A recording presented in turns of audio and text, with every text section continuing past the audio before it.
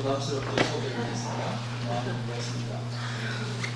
그냥 제가 준비해온 것 순서대로 말씀드리겠습니다.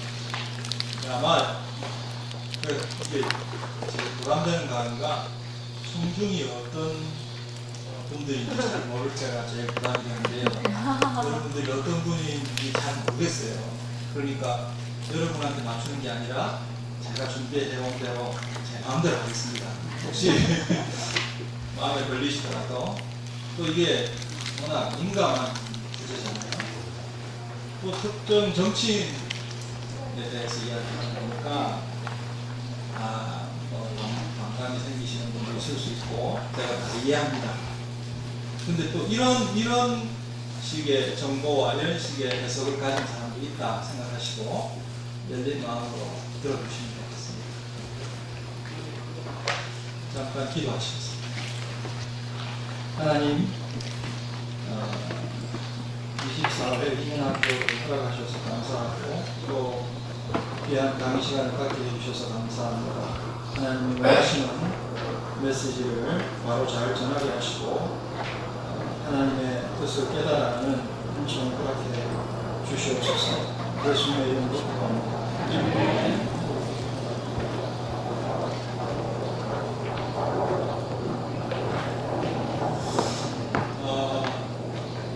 한국의 지금 어차피 이번 희전학교의 주제가 토지 문제에 관한 역사를 다루는 거니까요. 그 중에서 이제 현대사입니다. 우리 한국의 현대사에서 가장 중요한 사건은 아마 농지개혁이라고 할 수 있을 것 같아요.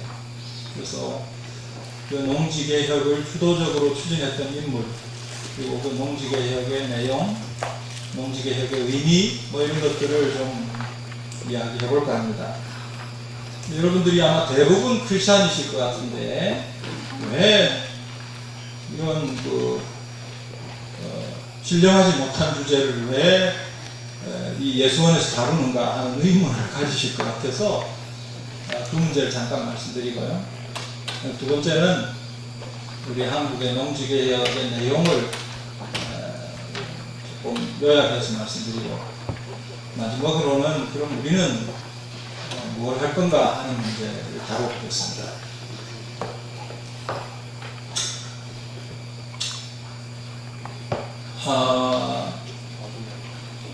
여러분들이 성경을 매일 읽으시고 또 일주일에도 여러 번 성경 강해를 들으시고 이래서 이 성경에 관한 지식이 굉장히 높으실 줄 압니다. 그래서 여러분 스스로 나는 성경만큼은 잘 알아 이렇게 생각하고 계시는 분들이 적지 않을 겁니다. 근데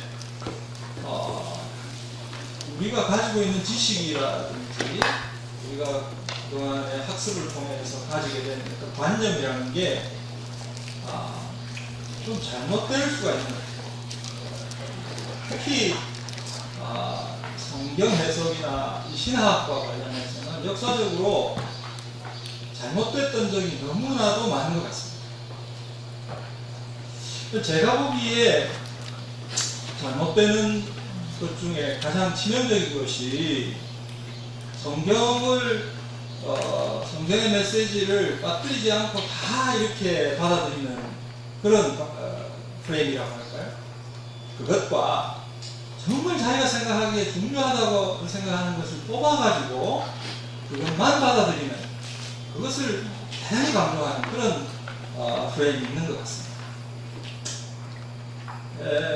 사도행전 20장 27절에 보시면 하나님의 뜻을 다 전했다 이런 말이 나옵니다. 하나님의 뜻을 다 전했다. 이거를 예수원에 돌아가신 대천덕 신부님은 이런 말로 표현을 했습니다. 하나님의 뜻을 다 전했다는 것은 하나님의 뜻이나 하나님의 가르침이나 하나님의 경륜을 온전하게 전했다. 하나님의 온전한 권고라는 식으로 해석을 하시더라고요. 이게 여기서 이제 온전함이라는 단어가 나오는데, 온전하다는 것은 뭐 이렇게 수준이 높다는 뜻이 아니고 안 빠뜨린다는 뜻입니다. 다 전했다.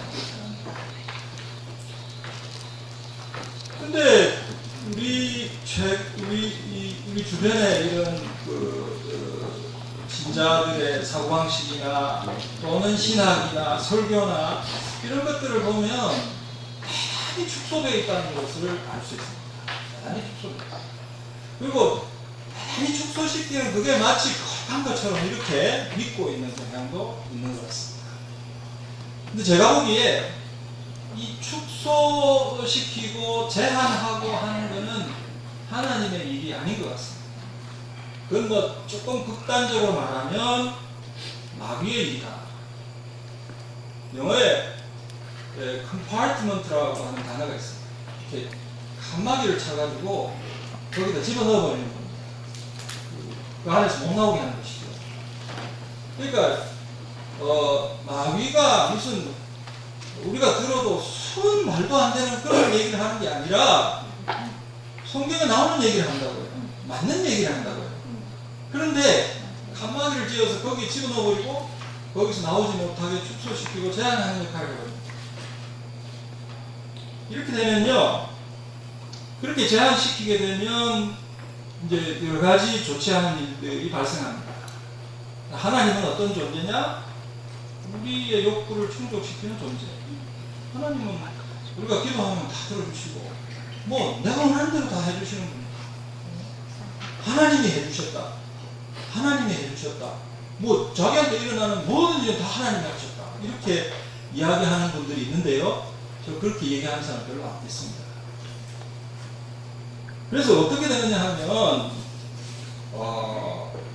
영적인 일만 중요하다, 또는 성전만 중요하다, 일주일에 하루 일요일만 중요하다, 또는 뭐 아침에 이 조도 시간에 나왔지만 교회에서 성직자만 중요하다, 또 교회 예배당 장소에서 요새는 그런 게 잘 없습니다만 강단만 중요하다. 강단이 이렇게 높여놔가지고요. 예전에 이렇게 제가 출석하던 교회 보면 어린애들이 거기 올라가면 막 어른들이 막 야단을 쳐요. 어디 거기 올라가냐고. 그러니까 예배당 안에 강단이 거룩한 것이에요.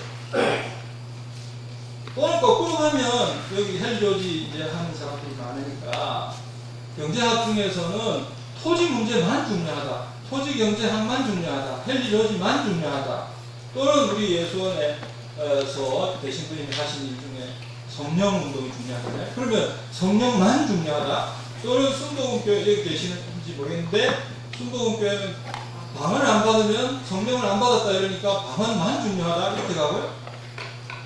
사회운동하는 크리스찬들은 정의만 중요하고요. 심지어 교회에서 십자가만 중요하다고 해요. 틀린 말이 아니잖아요.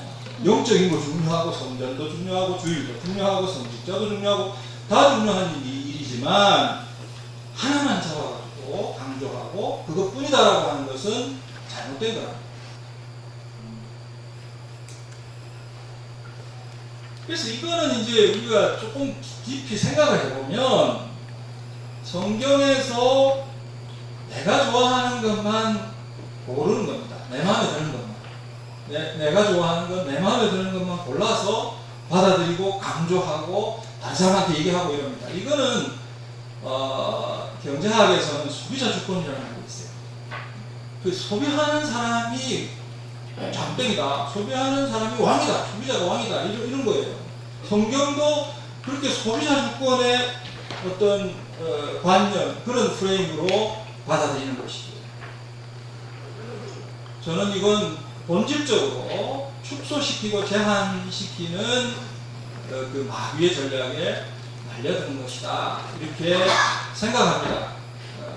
뭐 유명한 얘기입니다만은 짐 월리스라고 하는 아주 좋은 복음주의자가 책을 썼는데요. 그 책에 보면 하나님의 정치라는 책인가요? 거기 보면 성경에서 빈곤이라는 단어가 나오는 구절을 다 올려내 봤대요. 하나의 퍼포먼스 비슷한. 성경이 누더기가 돼가지고요. 책이라고 할 수 없을 거라고. 성경에 그렇게 빈곤이라는 말이 많이 나오는데 어떻게 크리스천들이 빈곤에 대해서 이렇게 무관심할 수 있냐. 예전에 되신 분님은 성경에 정의라는 말이 수도 없이 많이 나와요. 제가 그걸 찾아봤어요. 그 단어 치면 몇 구절 나오는 거 있잖아요. 정말 수도 없이 많이 나와요. 그렇게 많이 나오는데 오늘날 크리스천들이 이렇게 철저히 무시할 수가 없어요. 왜 그러느냐? 성경에서 내가 원하는 것만 받아들입니다. 이건 본질적으로 소비자 주권의 신앙입니다. 예수님의 설교를 보시면 예수님의 산상수훈도 그렇고 거북한 게 너무 많잖아요.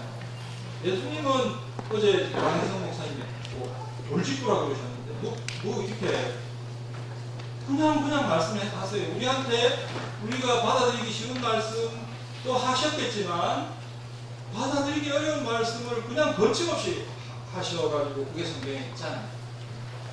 그런데 오늘날 우리 교회에서 보면 이제 설교라는 게 상품이 되고 신자들은 그 설교를 소비하는 소비자가 되어서 상품을 파는 사람이 소비자의 구매에 맞게 상품을 내놔야 된다.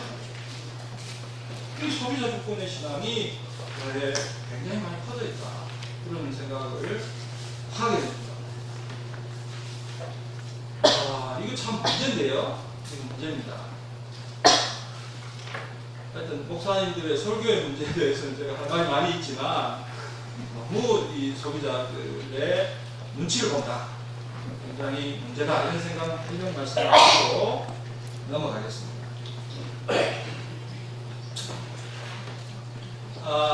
근데 이제 우리가 왜 이렇게 축소시키고 제한을 시킬까? 그 이유를 한번 생각을 해보자고요. C.S. 루이스는 마귀의 입장에서 생각해가지고 책을 썼잖아요.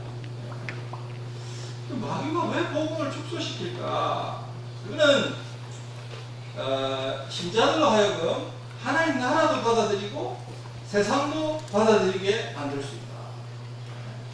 축소시켜서 중요한 부분에 집착하게 하고 나머지 부분에는 무관심하게 만들어서 그 나머지 부분에 대해서는 마귀가 권세를 장악해버리는 겁니다.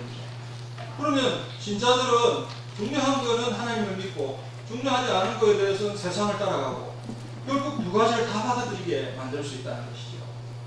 이거 혼합주의입니다. 혼합주의고 이 혼합주의 신앙은 성경에 많이 나오죠. 특히 어딥니까? 사사기입니까? 하나님도 받아들이고 바알도. 여러분 하나님을 믿으면 세상을 안 쫓아가고 바알도 안 받아들이고 이방신하고는 거리를 두고 저절로 될 거다. 전혀 그렇지 않고 오히려 혼합주의가 교회에 더 많이 성경에 더 많이 나오지 않습니다. 혼합주의에 빠지게 되면요 희한한 결과가 나옵니다. 혼합주의에 빠지면 중요한 문제와 관련해서 극단적으로 그렇게 중요한 문제, 예를 들면 예배 출석하는 문제, 주일 지키는 문제, 헌금하는 문제, 이건 무지하게 중요한 거기 때문에 그거 철저하게 지킵니다. 자기가 철저하게 지키기 때문에 무지하게 거룩한 사람입니다. 세상에서 살아가는 문제에 대해서는 전혀 관심이 없습니다. 그리고 세상이 요구하는 대로 자기 욕심대로 마음대로 해요. 그러니까 이 사람은 아주 거룩하게 보이는데 실제로는 극도로 부패한 그런 사람이 될 수 있고 그렇게 되면 그런 사람은 자기가 아주 중요한 부분에서 거룩하기 때문에 부패하고도 양심의 가치를 느끼지 않고 아주 심각한 그런 인물이 등장하게 됩니다. 이렇게 만들면 마귀는 이 세상에서 자신이 권력을 자기가 행사할 수 있는 권력을 지킬 수 있습니다. 자, 그 중요한 거, 그래, 다 니들 가져가. 교회 니들 가져가. 주일 니들 가져가. 다 가져가. 크리스찬 하나님의 백성들, 니들 중요한 거 다 가져가. 나머지 내가 다 할게. 이렇게 되는 거예요. 그러니까, 경제가 갈라져 버리게 되고, 영토가, 그죠? 크리스찬의 영토와 마귀의 영토가 쫙 갈라지게 됩니다. 그리고는 서로 침범 안 합니다. 실무 많아요. 마귀하고 불같이 노력을 맺었어요. 교회는 주일에만 갇혀가지고 예배당 안에만 갇혀가지고 나머지 부분은 절대로 얘기하지 않습니다. 아니면 세상의 한대로 따라갑니다. 불같이 노력을 맺고 있는 상태다. 이렇게 비판할 수도 있겠습니다. 반면에 우리가 성경에서 나오는 하나님 나라라는 것은 어떤 속성을 가지느냐? 맞들이지 않는다. 망라하는 속성을 가지고 있습니다. 맞들이지 않는다. 빠지는 것이 하나도 없습니다. 주일만이 아니라 일주일 내내 중요하고, 예배당만이 아니라 이 세상 모든 것이 중요하고, 성직자만이 아니라 교회의 모든 지체가 다 중요하고, 신앙만이 아니라 경제학도 중요하고, 정치학도 중요하고, 예술도 중요하고, 음악도 중요하고, 다 중요하고. 하나님의 나라는 매일매일의 우리의 삶의 문제, 그리고 우리 삶의 모든 영역에 영향을 미치는 것입니다. 하나님이 우리의 모든 것을 다스리신다. 이게 하나님 나라의 개념입니다. 이 성경에 보시면 저는 성경을 읽을 때 답답할 때도 많고요. 내가 이 성경을 썼으면 외람되지만 이렇게 안 썼을 텐데 좀 이렇게 간결하게, 그죠? 논리적으로 중요한 것만 뽑아가지고 딱 하고 말지. 잡다한 속보의 얘기 뭐 온갖 우리가 매일매일 살면서 겪는 그런 게 성경에 들어있잖아요. 왜 핵심만 간추려 쓰지 않고 이렇게 작단, 우리의 삶과 비슷한 작단 이야기가 성경에 들어가 있을까? 바로 하나님 나라의 속성입니다. 하나님 나라는 우리가 작다하게 여기는 바로 거기와 관련이 있습니다. 우리가 별거 아니야 여기는 매일 아침 일어나서 아침 준비하는 것, 청소하는 것, 애들하고 다투는 것, 애들 학교 보내는 것, 직장에 가서 동료하고 갈등하는 것, 거기에 하나님 나라가 관련이 있습니다.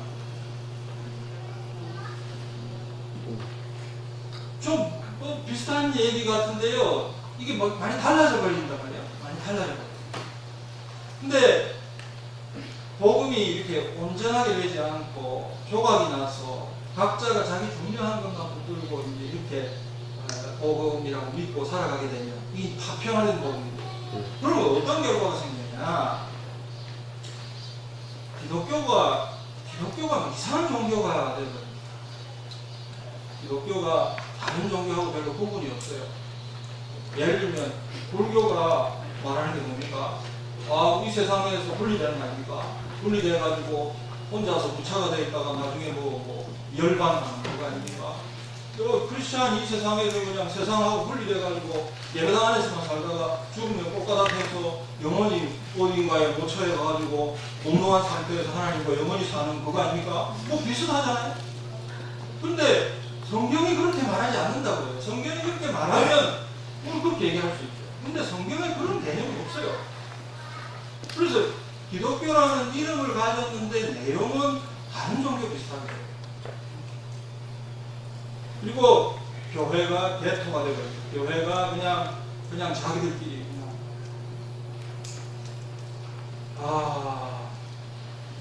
이거 참 문제라고 생각합니다. 오늘날 한국 교회가 직면하고 있는 원경은 여기서 비롯되는 부분이 많다고 생각합니다.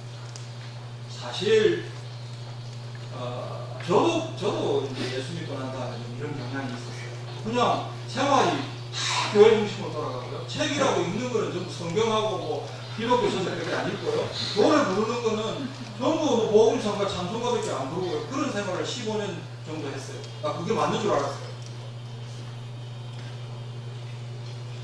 그러다 보니까 교회와 그리스도인들이 세상이 어떻게 돌아가는지 모르는 거예요. 세상 사람들이 얼마나 어렵게 사는지 모르는 거예요. 가난이 성경에 나오지만 가난이 뭔지 모르는 거예요. 그죠?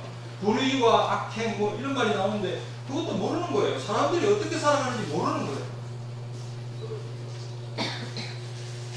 그러다 보니까 교회 안에서 세상을 바꿀 수 있는 인물이 나오는 게 아니라 교회 밖에서 나오는 겁니다. 교회 밖에서 나오는 사람들, 어제 강의 들으셨겠지만 정도전 같은 사람 어떤 사람이에요?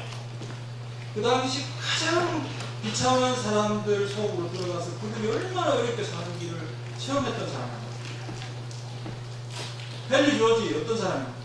아주 비참한 가난을 체험하고 그 뉴욕이 세계적인 뇌도시로 성장해갈 때 그 한가운데 찢어지게 가난한 사람들을 직접 눈으로 보고 가슴 아파하고 자기 스스로 가난을 겪었을 겁니다. 그런 사람입니다. 오늘 소개드릴 조동환 선생.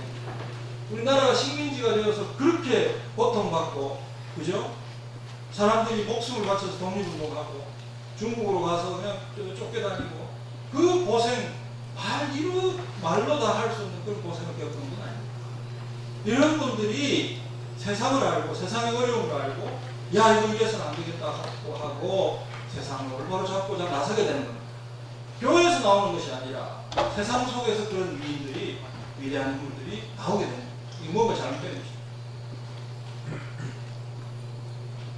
이렇게 세상에 대해서 무관심하게 되면요, 중요한 사회적 가치에 대해서 무관심하게 됩니다. 여러분, 정의라고 하는 건요, 뭐 예배당 안에서 정의를 실현할 게 뭐 있습니까? 다 서로 사랑하면 되는 거죠. 정의라고 하는 것은 예배당 밖의 문제예요. 평화 물론 뭐 예배당 안에도 평화가 있어야겠지만 더 평화가 필요한 것은 예배당 밖에요.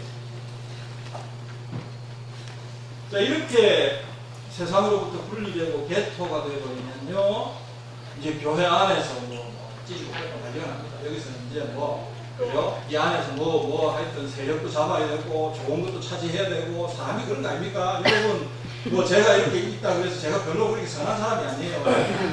우리 목사님들 설교하시고 하지만 그 안에 마음속에 들어가 보면 같아요. 그 제한된 공간 속에서 제한된 자원과 제한된 명예와 이런 것들이 있으면 그거 차지하고 싶은 게 사람의 속성 아닙니까? 교권주의가 나오고 교회가 부패하게 되고 타락하게 되고. 성령님이 관심을 가지신 것은 방언이고 예언이고 등등등 입신이고 등등등 이럴 거야 라고 생각하시는데, 물론 성령이 임할 때 나타나는 현상이지만요, 성령님이 사회개혁에 깊은 관심을 갖고 계시다는 것을 여러분 한번 생각해 보셨습니까? 혹시 여기 순복음교회에서 오신 분들, 성령님이 사회개혁을 이루고 싶어 하신다. 성령님이 민주주의를 실현하고 싶어 하신다. 성령님이 경제 정의, 경제 민주화를 실현하고 싶어 하신다. 성령님이 남북 간의 평화를 실현하고 싶어 하신다. 그게 성령님과 무슨 관계에 있어? 이런 생각 안 드십니까? 근데 성령님의 관심, 최대 관심사 중에 하나가 바로 그런 문제라고 생각합니다. 이렇게 성령님이 인도하시는 사회개혁의 문제가 신자들의 마음속에서 지워져버리는 거예요. 신자들은 교회 안에서 그냥 그렇게 난리를 치고 있는 과정에서 교회가 부패하고 타락하고, 이제 사회 문제를 해결하겠다고 이상한 선동가들이 났습니다. 그 대표적인 것이 중에 하나가 공산주의고요. 또 하나가 이슬람. 여러분 잘 아시다시피 이슬람이 기승을 부리는 곳은 초대교회의 발상지였습니다. 어떻게 그렇게 됐습니까?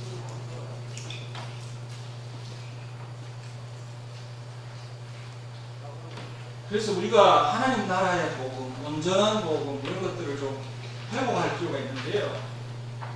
한 가지 분명히 하셔야 될 거는, 이 하나님 나라와 이제 세상에 관심이 있다니까, 그러면 세상에 이렇게 세상에 좀 들어가서 어떻게 세상에서 좀 잘 나가볼까, 소위 높은 데 가서 영향력을 행사해볼까, 고지론 하는 거 있잖아요.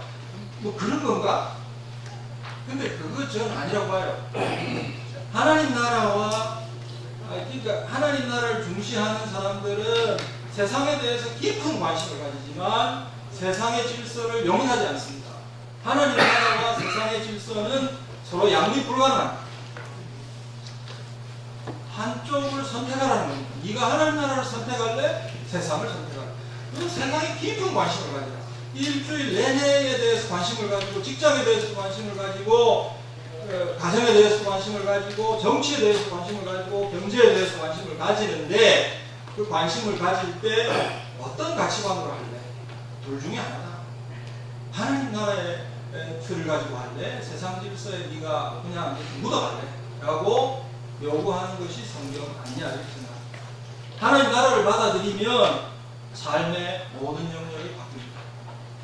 왜냐? 하나님 나라는 일주일 내내 우리 삶의 모든 영역과 관련된 겁니다. 삶의 모든 영역이 변화하게 되고, 모든 문제를 세상 사람들과 다른 방식으로 인식하고 대처합니다. 우리는 여기 미국분이 한 분 앉아 계시면 금방 압니다. 생긴 것도 다르고요, 말도 다르고요, 행동하는 것도 다르고요, 다 달라요. 하나님 나라에 소속된 하나님 나라의 시민은 그런 거예요. 달라요. 많다고요. 근데 요즘은 내가 하나님 나라의 시민이고 예수 잘 믿고 목사고 장로고 권사고 가서 어디 앉아 있어 봐야 아무 표시 안 납니다. 오, 우리랑 똑같네.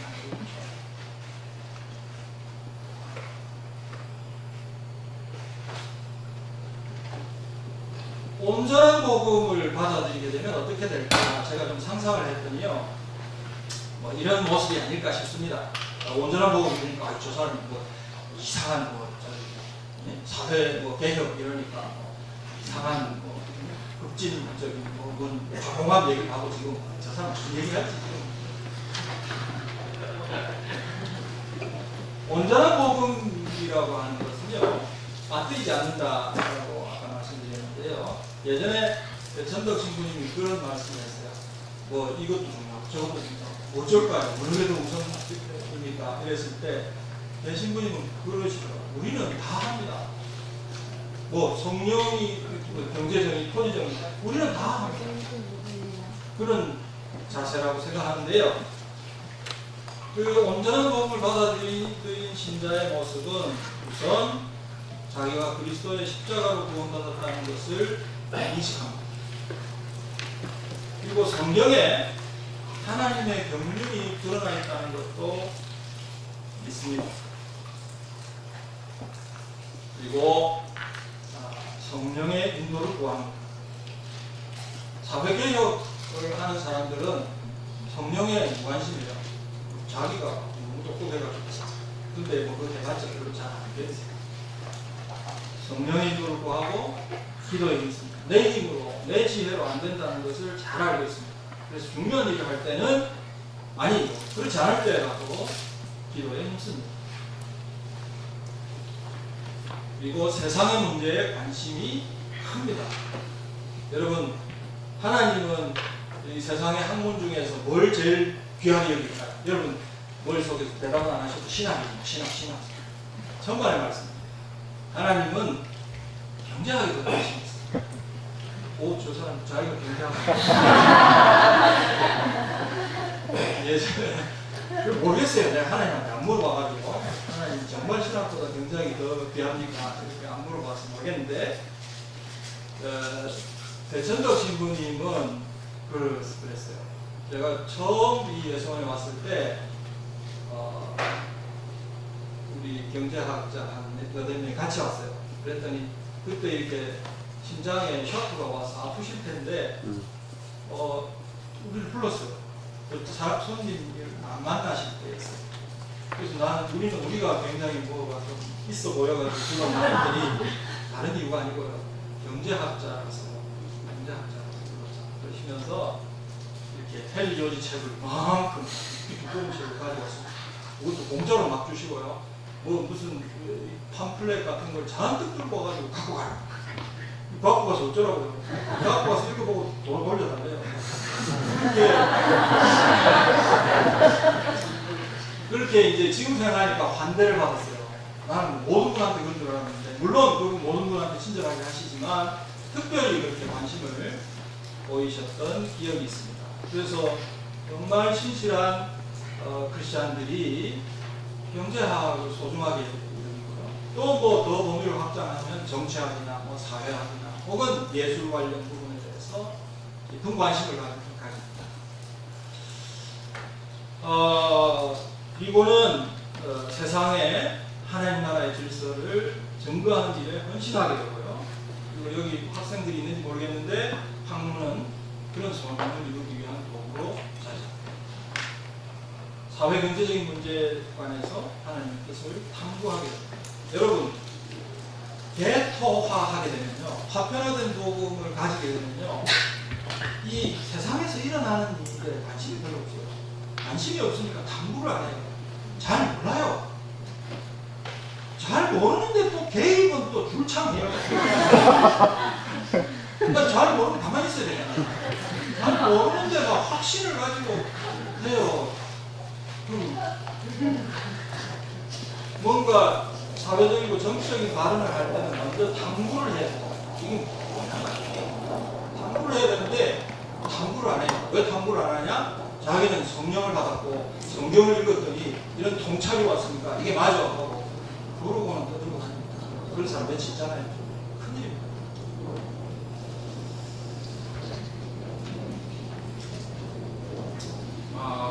이제 온전한 복음과 관련해서 왼쪽의 사진은 왼쪽이가 톰 라이트라고 하는 분의 책인데요.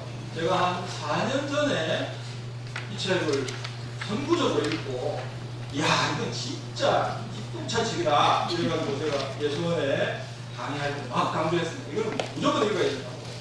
그랬더니 한 4년 사이에 우리 한국 신학계에 톰 라이트가 대세가 돼가지고 이 양반 책이 여러 수십 권이 번역이 돼 나오고 있습니다.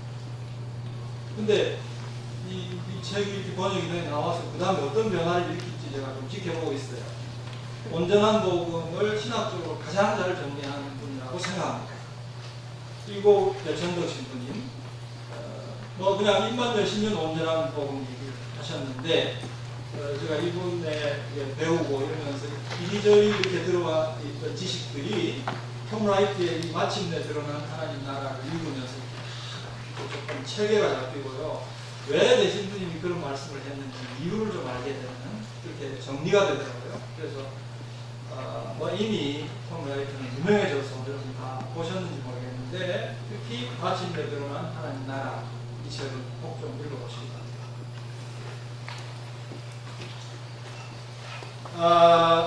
톰 라이트에 의하면 그 온전한 복음이라는 게 뭐냐, 신자가 예수 믿어서 영혼이 구원받고 뭐 모초로 가는 또 그런 거냐, 뭐 약간의 진리를 담고 있지만 그 좀 많이 부족하다 이렇게 이제 이야기를 하지요. 하나님은 신자를 불러내셔서 구원하시는 걸로 끝이 아니다. 예전에 대신부님은 요즘 신자들이 이 천국 가는 문을 열고 들어가가지고는 걸어가야 되는데 그 자리에 서가지고는 자기 다 끝났다고 가만히 있다는 거예요. 근데 그게 끝이 아니고 그렇게 불러내서 구원해가지고는 그 다음 할 일이 있다. 하나님이 할 일이 있다. 남아있는 프로젝트가 있고 남아있는 스토리가 있다는 겁니다. 그걸 톰 라이트는 새 창조 프로젝트라고 부릅니다. 하나님이 이 세상을 새롭게 하나님 나라로 바꿔가실 소원을 갖고 계십니다. 이 새 창조 프로젝트에서 중요한 이 세 가지가 있는데, 그 첫 번째가 영재 정의를 실현하는 것이다. 두 번째가 하나님 나라의 아름다움을 추구하는 것이고 보여주는 것이다. 세 번째가 자, 하나님 나라가 이렇게 좋은 곳이니 한번 알아보실래요? 초대하는 것이다. 이 세 가지가 새 창조 프로젝트에서 기본적인 사명이고 교회가 해야 될 가장 중요한 사명이다. 여러분, 이 중에서 마지막 거를 교회의 가장 중요한 사명이라고 생각하시고요. 앞에 두 개에 대해서는 가치를 좀 낮게 인정하시거나 교회가 왜 저런 일을 해? 라고 생각하시죠. 근데 아니라는 거예요. 그럼 결국 이 세 가지를 종합해서 한마디로 표현하라고 하면 뭐가 될까? 바로 지금 여기서 하나님 나라를 보여주는 것입니다. 지금 여기서 하나님 나라를 보여주는 것입니다. 희미하게 우리는 볼 수밖에 없지만 그 하나님 나라의 질서를 고통받는 세상 사람들 앞에 다른 질서가 이미 임했습니다. 아주 가깝습니다. 여러분, 이런 질서가 있습니다라고 보여주는 거예요. 그렇게 되니까 이 세상을 개혁하는 것, 세상을 개선하는 것은 우리 크리스찬의 삶에서 핵심입니다. 뭐 전도하고 힘이 조금 남아서 좀 뭐 찝찝하니까 하는 그런 게 아니라고, 핵심이 됩니다. 그리고 성령과 공의를 모두 중요하게 생각합니다. 성령과 공의를 모두 중요하게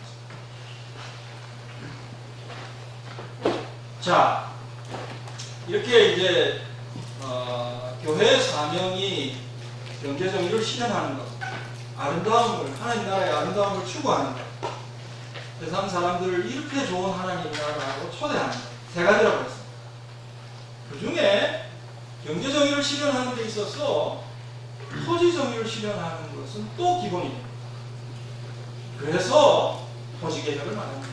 왜 이 사람들이 말이야 예수원에 모여가 토지개혁이 있다고, 바로 경제정의를 실현하는 데 기초가 되는 거예요. 토지개혁을 할 때 어떻게 할 거냐.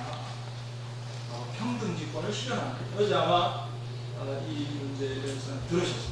토지는 일반 생산물이나 우리가 일반 자본이나 이런 거하고 다르다. 이거는 사람이 만든 것이 아니다. 천부적으로 주어진 것이다. 공급이 제한되어 있다.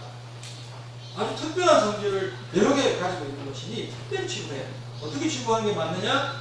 이 세상에 태어나는 모든 사람이 토지에 대해서 평등한 권리를 누릴 수 있도록 해주는 것이 옳다. 근데 다행스럽게도 구약 성경 가운데 이 토지를 다루는 방법에 대해서 제법 구체적으로 나와 있습니다. 이걸 이제 우리가 희년법이라고 하죠. 이 희년법이라고 하는 것이 다른 토지제도 개혁 방안보다도 굉장히 좋습니다. 제가 키가 커서 예를 들면 토지 개혁이라고 하면 여러분 이런 거 생각하죠. 몰수해가지고 저기 북한에서 했듯이 그리고 집단화 해가지고 지주들 막 죽이고 쫓아보내고 이런 거죠. 또는 우리나라에서 했습니다만 한번 나눠주고는 끝 뭐 이런 거 생각하시는데요. 근데 성경의 토지법, 희년법은 그보다 훨씬 무서워합니다. 토지에 대한 권리를 평등하게 만들되 그 평등한 상태가 깨지지 않도록 평등한 상태가 장기적으로 아니 뭐 잘 지켜지면 영원히 지속될 수 있는 장치를 만드는 겁니다. 그게 희년법의 내용이고요. 여러분 잘 아시겠습니다만 레위기 25장에 보면 어떻게 해서 그런 장치를 마련했는지 잘 나와 있습니다. 근데 이 평등 직권을 실현하는 방법이 몇 가지가 있습니다. 말 그대로 땅을 그대로 똑같이 나눠주는 방법이 있습니다. 또는 땅은 그냥 두고 토지에서 생기는 소득을 공적으로 환수해서 그걸 똑같이 나눠주는 방법이 있습니다. 세금을 가지고 할 수도 있고요. 토지를 국공유로 만들어서 사용료를 가지고 살 수도 있고요. 한 3가지 정도 방법이 있습니다. 이거를 소상하게 말씀드리지는 않겠습니다. 저기 참 많으니까요. 저기 연구 다 되어 있습니다. 관심 있는 분은 더 읽어보시고. 하여튼 방법은 있다.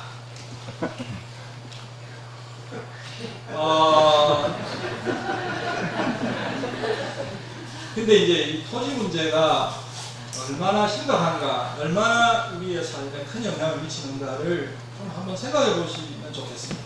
탐구를 해야 될 부분이죠. 이러면은 탐구해야 됩니다. 우리 한국이 이렇게 지금 사람들이 다 풍요롭고 잘 사는 것 같아도 이렇게 뭐 지금도 문제투성이긴 하지만 그러나 국민들이 전반적으로 찢어지게 가난했던 시절이 얼마 안 됐어요.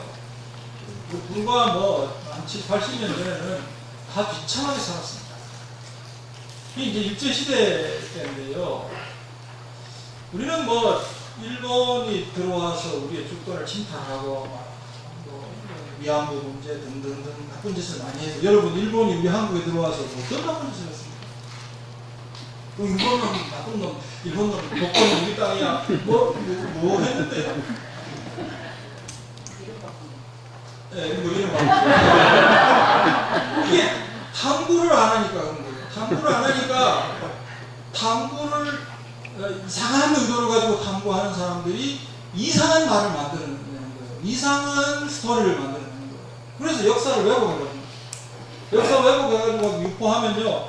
나중에 역사 왜곡하는 사람들의 목표는 어디에 있느냐? 교과서를 바꾸는 겁니다. 교과서는 읽기 싫어도 읽어야 되잖아요. 어릴 때부터 읽잖아요. 머릿속이 팍 박힙니다. 그 다음부터는 그 왜곡된 내용을 가지고 평생 살아가는 거예요. 그게 그 사람의 확신을 형성하고요. 나중에 나이 먹게 되면 바꿀 수 없어요.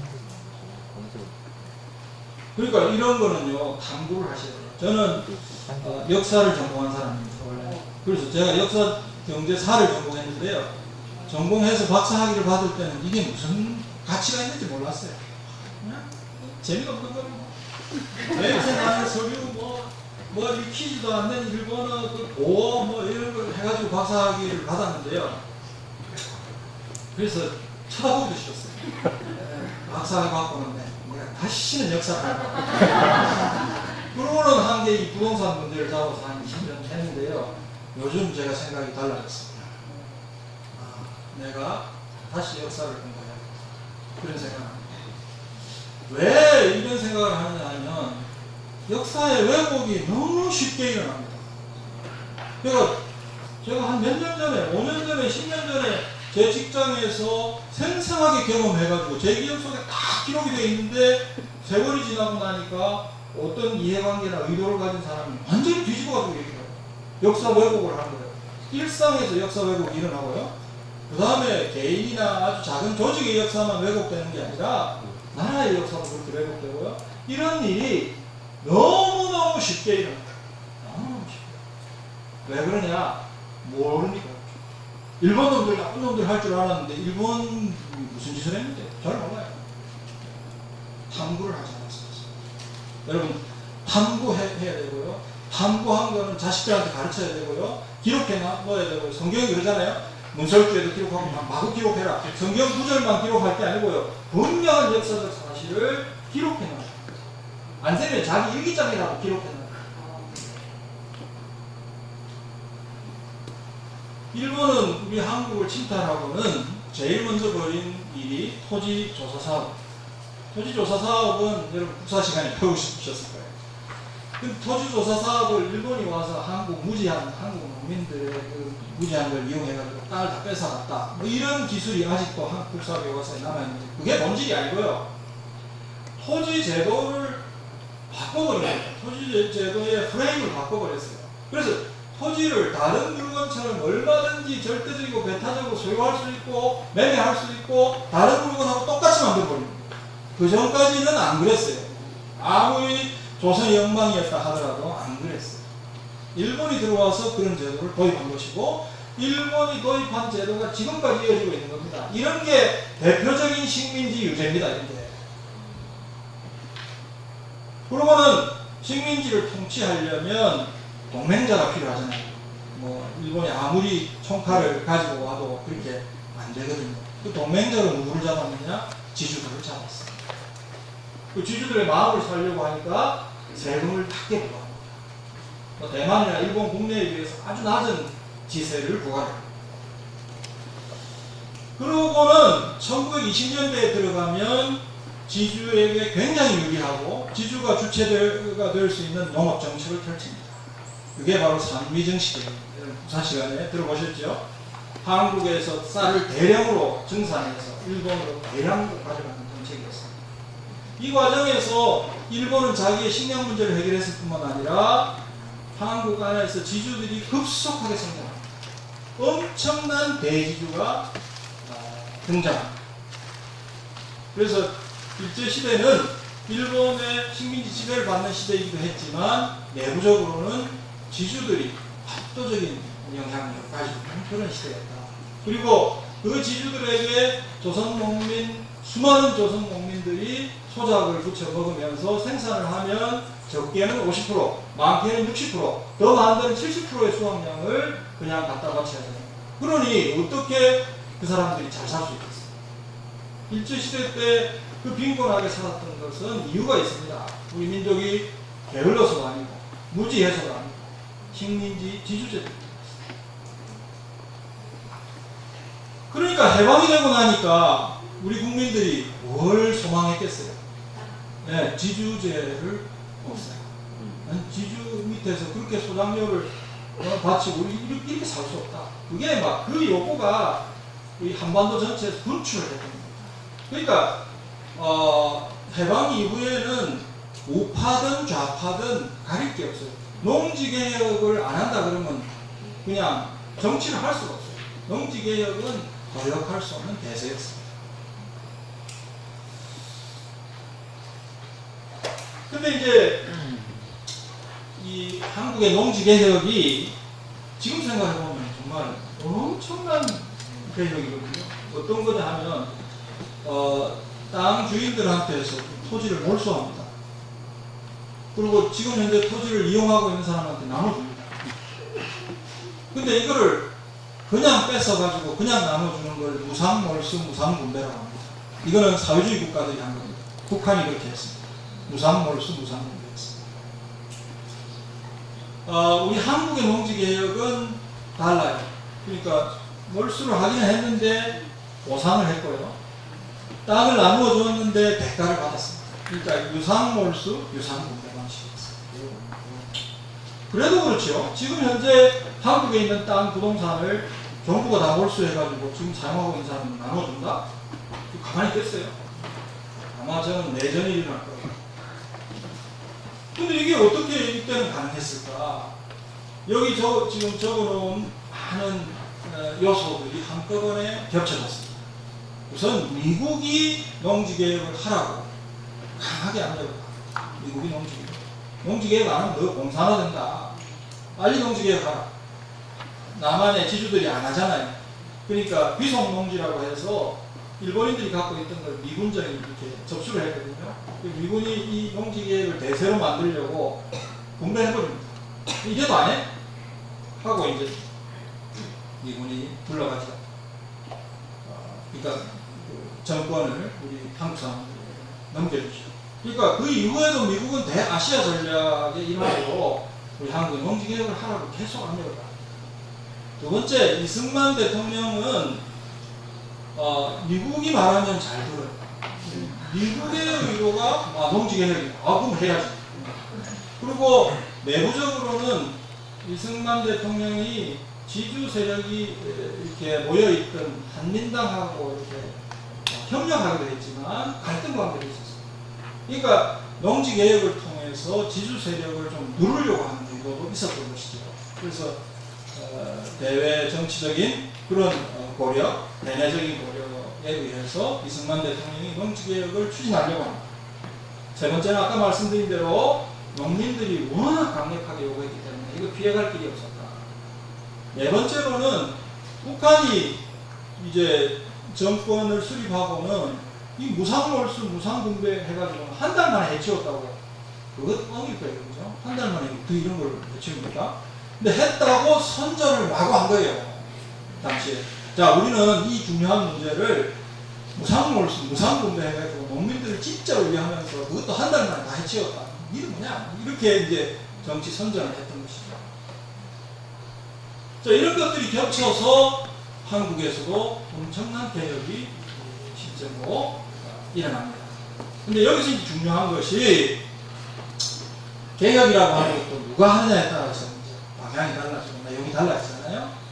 그런데 그때 하필 조봉암 선생이 있었습니다. 조봉암 선생이 우리 대한민국의 초대 농림부 장관으로 임명이 됩니다. 이 이승만 대통령이 조봉암 선생을 초대 농림부 장관으로 왜 임명했을까? 그것도 설이 고고합니다. 그것까지 제가 말씀드릴 필요는 없을 것 같고, 아무튼 초대 농림부 장관 임명을 받고 농지개혁 안을 조봉암 선생이 수립을 하는데, 아마 이분이 초대 농림부 장관이 아니었으면 의미 있는 농지개혁이 추진되기가 어려웠을 것이다. 그렇게 생각하는 것이죠. 그러니까 묘하게 이런 요소들이 다 합쳐져서 우리 한국에 놀라운 개혁이 있었습니다. 네. 왼쪽이 조봉암 선생이고요. 오른쪽이 이승만 대통령입니다. 제가 이런 얘기를 하니까 요새 어디 뭐 목사님이신지 누군지 뭐 내용은 똑같이 해가지고는 이거는 이승만 대통령의 공입니다. 이승만 대통령은 건국의 아버지고 뭐 이승만 미화에 이렇게 활용을 하셔서 하여튼 제가 정치학자가 아니라서 이승만 대통령에 대한 평가는 안 하겠습니다. 그러나 제가 보기에는 조봉암 선생의 역할이 결정적이었다. 그렇게 생각합니다. 자, 그러면 드디어 이제 조봉암 시간이 1시간이 다 돼가는데 조봉암 얘기 한마디도 안 하잖아요. 이제 조봉암 이야기가 나오는데요. 이분은 강화에서 태어나고 자랐는데요. 집안이 워낙 가난하고 해서 공부를 못했어요. 그래서 군청에서 이렇게 석이 비슷하게 동상이 걸려가지고 손가락도 못 잘라지고 했는데도 석이로 이렇게 우리 옛날 보면 어르신들은 알겠지만 필병사라는 게 있어요. 필병사가 있어요. 그래서 그걸 한 몇 년 했는데 하다가 3.1 운동이 일어납니다. 1919년 3.1운동이 일어나고 이 3.1운동 때 아무것도 모르는 청년이 그냥 자기가 출석하던 교회에서 만세 시위를 하는데 뭐 이렇게 문서 필경을 하고요. 그런 걸 만든 거예요. 몇 사람을 조직해가지고. 그래서 3월 1일 날 만세 운동이 일어났는데 그것이 강화에까지 전파가 되고 3월 말에 이제 만세 운동이 막 잦아들려고 할 때 한 번 더 일으킵니다. 그때 이제 만세 시위를 주도했습니다. 그리고 생전 처음 아무것도 모르는 청년이 감옥에 끌려가서 엄청난 고문을 당하고 감옥살이를 합니다. 그 강화 잠두교회라는 곳이었는데 지금 강화 중앙교회 이렇게 바뀌었다고 해요. 근데 젊은 사람한테 권사라고 불렀다고 해요. 그러니까 교회 일을 열심히 하니까 붙여준 것 같아요. 그러다가 이제 감옥에 들어갔다가 나와가지고 이 사람의 이제 생각이 완전히 깨인 겁니다. 야, 이건 뭐 그냥 나만 생각하고 살았다가 이게 지금 나라가 얼마나 중요한 것인지, 일본 제국주의가 어떤 짓을 하고 있는지, 막 그때부터 이제 마음이 불타가지고 자기가 독립운동에 이제 헌신해야겠다는 생각을 하게 된 것이죠. 서울에 가서 공부도 하고 YMCA 이런 데서 공부도 하고 하다가 이래가지고 도저히 안 되겠다. 일본으로 이제 그냥 아무 무일푼으로 일본으로 넘어가서 일본 중앙대학에서 공부를 합니다. 근데 당시에 일본에는 뭐 온갖 급진적인 사상이 다 그렇게 이야기하고 있었어요. 그래서 이분이 결국은 사회주의 사상을 받아들이고 사회주의 운동에 몰두합니다. 일제시대 때는 사회주의 운동가였습니다. 사회주의 운동가는, 당시의 사회주의 운동가들은 대부분이 독립운동의 일환으로 사회주의 운동을 받았습니다. 그래서 사회주의 운동 세력이 독립운동에서 굉장히 큰 역할을 했던 것은 사실입니다. 국내에 머물지 못하고요. 중국에서 이렇게 떠돌다가 1932년에 일본 경찰에 체포가 되어서 33년부터 39년 사이에 신의주 감옥으로 끌려와서 감옥 생활을 하죠. 그리고는 39년부터 45년 사이에는 거의 아무 역할을 못하고 죽어집니다. 그리고 45년이 되면서 자연스럽게 이분이 이제 지도급 인사로 부상이 되기 시작합니다. 그런데 이분하고 어깨를 겨뤘던 사람이 바로 박헌영입니다. 박헌영은 이 조봉암 선생 평전에 보면 대단히 독단적이고 뭐 등등 나쁜 얘기가 막 나와요. 그래서 이 박헌영이 잘못하는 것에 대해서 조봉암 선생이 편지를 씁니다. 당신 그러지 마라. 그리고 이제 편지를 써놨는데 미군 정보대에서 집을 막 이렇게 찾아와가지고 수색을 해가지고 그 편지를 들고 가버렸어요. 편지를 들고 가가지고는 막 수정을 해가지고 조봉암 선생 허락도 안 받고 신문에다가, 요즘 말하면 5대 신문에다가 막 올려버렸어요. 그러니까 조봉암 같은 사람을 전향을 시켜야 되겠다 그래가지고 올려버렸어요. 그러니까 이제 조봉암 선생은 당시 좌파 세력한테 죽일 놈이 된 거죠. 배신자 이렇게 된 겁니다. 그리고 당시 미군정이 끊임없이 전향 요청을 합니다. 그래서 이분이 1946년에 전향하면서 계급 독재 부정하고 반공산주의 노선을 천명합니다. 그리고는 1948년에 재헌의회 의원에 인천에서 당선되고요.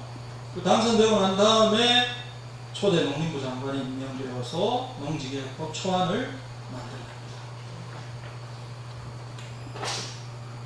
1950년, 52년에 이분이 워낙 뭐 말도 잘하고 조직력도 있고 친화력도 있고 해서 그 당시에는 국회에 무소속 의원들이 많았어요. 그 무소속 의원들 가운데 상당히 개혁적인 생각을 가지고 있었던 그런 사람들이 많았고요. 그때 자연스럽게 그 사람들의 지도자로 부상이 됐고 50년에 국회 부의장으로 당선되고요. 52년에 한 번 더 당선됐습니다. 국회 부의장을 2번 지냈습니다. 국회 부의장 지낼 때 재밌는 일화가 있습니다. 인민군이 내려와가지고 막 서울을 빠져나가잖아요. 다 도망갔어요. 방송에는 서울을 사수하겠으니 국민들은 안심하고 요새하고 비슷하게요. 안심하고 그대로 계시라고 이래놓고는 지금 다 도망갔어요. 그때 남았던 분이 조봉암 선생님. 왜 남았느냐? 이대로 가면 국회 문서들이 다 이게 불타고 없어지고 이거 지켜야 된다 해서 중요 문서를 전부 자기 차로 옮겨가지고 이렇게 가지고 갑니다. 근데 그거 하느라고 자기 부인, 자식들 돌아보질 못해요. 그리고 자기는 또 남았으면 더 극적이 일이었을 텐데 한강 다리 폭파되기 바로 직전에 넘어갑니다. 근데 부인은 못 넘어와요. 그리고 북한에 끌려가서 죽습니다. 대단히 훌륭한 정치가였습니다. 우리 여러분 정치인들에 대해서 너무 부정적인 생각하지 마십시오. 저도 그런 생각 갖고 있었는데요. 훌륭한 분들 진짜로 많아요. 훌륭한 분들이 많은데 왜 우리 생각은 그렇게 됐을까? 탐구를 안 했었습니다.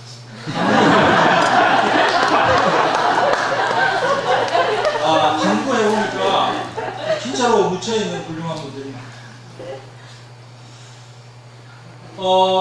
국회 부의장만 2번 하고 끝난 게 아니고 2번 대통령 선거에 출마합니다. 한 번은 1952년 부산에 출마하고요. 다시 1956년 한 번 더 출마합니다. 이승만 대통령이 보니까 웃기는 놈이잖아요. 저기가 말이야 뽑아가지고 여러분 농림부 장관이라고 하니까 요즘은 우습죠. 그 당시에는 요즘 정부로 따지면 경제부총리예요. 농업이 제일 중요하기 때문에 제일 중요한 자리에 앉혔는데 저놈이 나를 대접을 해가지고 묘하게 1956년 선거에 여러분 아마 이런 생각 기억하실 신익기 선생이 나와가지고 요즘 말하면 신익기 선생하고 조봉암 선생하고 후보 단일화를 해요. 후보 단일화를 해서 이승만 대통령하고 붙었는데 신익기 선생이 선거 며칠 전에 돌아가시잖아요. 신익기 선생이 돌아가시는 바람에 할 수 없이 또 나간 거예요. 할 수 없이 또 나가서 그러니까 2번 다 차점자로 대통령 선거에 떨어집니다. 근데 뭐 득표한 게요 얼마 안 돼요. 뭐 차이가 엄청 벌어지는데 이승만 대통령은 엄청난 위기감을 조봉암 선생이 느낀 것 같습니다. 그래서는 저거 살려놓으면 안 되겠다. 그리고 1958년에 국가보안법 위반, 또 간첩 이렇게 해가지고는 잡아가고 1심에서 국가보안법 위반이라는 게 뭐냐? 이분이 주장한 내용 중에 하나가 통일을 하는데 평화통일을 합시다 이랬어요. 평화통일을 주장한 것은 국시 위반이다. 이래가지고 국가보안법 위반이 됐습니다. 간첩죄는 상해에 있을 때 뭐 양일섭이라는 사람한테 뭐 어쩌고 저쩌고 돈을 받았는데 그게 이제 북한에서 온 돈이니까 북한 돈 받아가지고 간첩합니다. 1심에서 1심 판사가 간첩죄 무죄. 근데 이 양반도 좀 겁이 나가지고 국가보안법 위반, 평화통일 그거는 징역 5년 이렇게 선고했어요. 그래서 징역 5년 선고를 1심에서 받았습니다.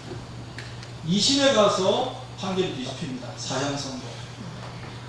근데 증언을 했던 양일섭이가 그 협박에 못 이겨서 내가 거짓 고백을 했다고 말을 했음에도 불구하고 간첩죄 인정해서 사형 선고.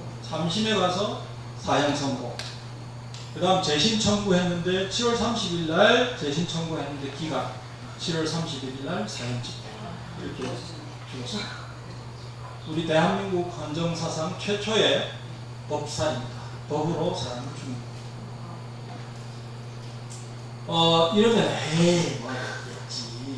정부가 하는 걸 못 믿어. 왜 못 믿어? 하는데 죄송하지만 2011년 우리 대한민국 대법원이 대법원 전원합의체에서 죽산 조봉암 선생 무죄 선고를 했습니다.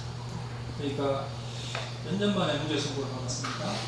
이 조봉암 선생 그 명예회복 운동을 위해서는 좌파 우파 가리지 않았어요. 합리적인 우리 한국의 지식인들이 다 이제 힘을 모아서 청원을 했고 이게 한 세월 그렇게 했습니다. 이게 열매를 거두어서 2011년에 무죄 선고를 받았습니다. 조봉암 선생의 뭐라 그럴까요? 색깔이라고 할까요? 나중에 이제 진보당이라는 것을 그런 진보라는 단어가 주는 또 감이 있긴 합니다만 내용은 이렇습니다. 진보당의 기본 정책은 책임 정치, 그리고 수탈 없는 정의로운 경제, 평화통일. 이 평화통일 여기에 이제 걸린 건데요. 그 당시 국시는 국진통일이었습니다. 무슨 힘을 가지고 국진통일을 하여간 국진통일을 반대했다고 국가보안법이 가지고 잡았습니다. 대한민국 건국에 적극 참여한 분입니다. 당시 건국 과정에 반대했던 그런 좌파 정치인들 이런 사람 많지요. 근데 아주 독특한 분입니다. 대한민국 건국 과정에 건국을 지지하고 단독 정부이지만 그걸 해야 한다고 참여했습니다. 반공주의 분명하게 표방을 했고요. 그러나 독재도 안 된다. 공산주의도 안 되지만 독재도 안 된다. 했고요. 이념적으로 보면 오늘날 저기 유럽 쪽에 그 이념이라고 할 수 있는 사회민주주의 이념을 갖고 있다고 볼 수 있고요.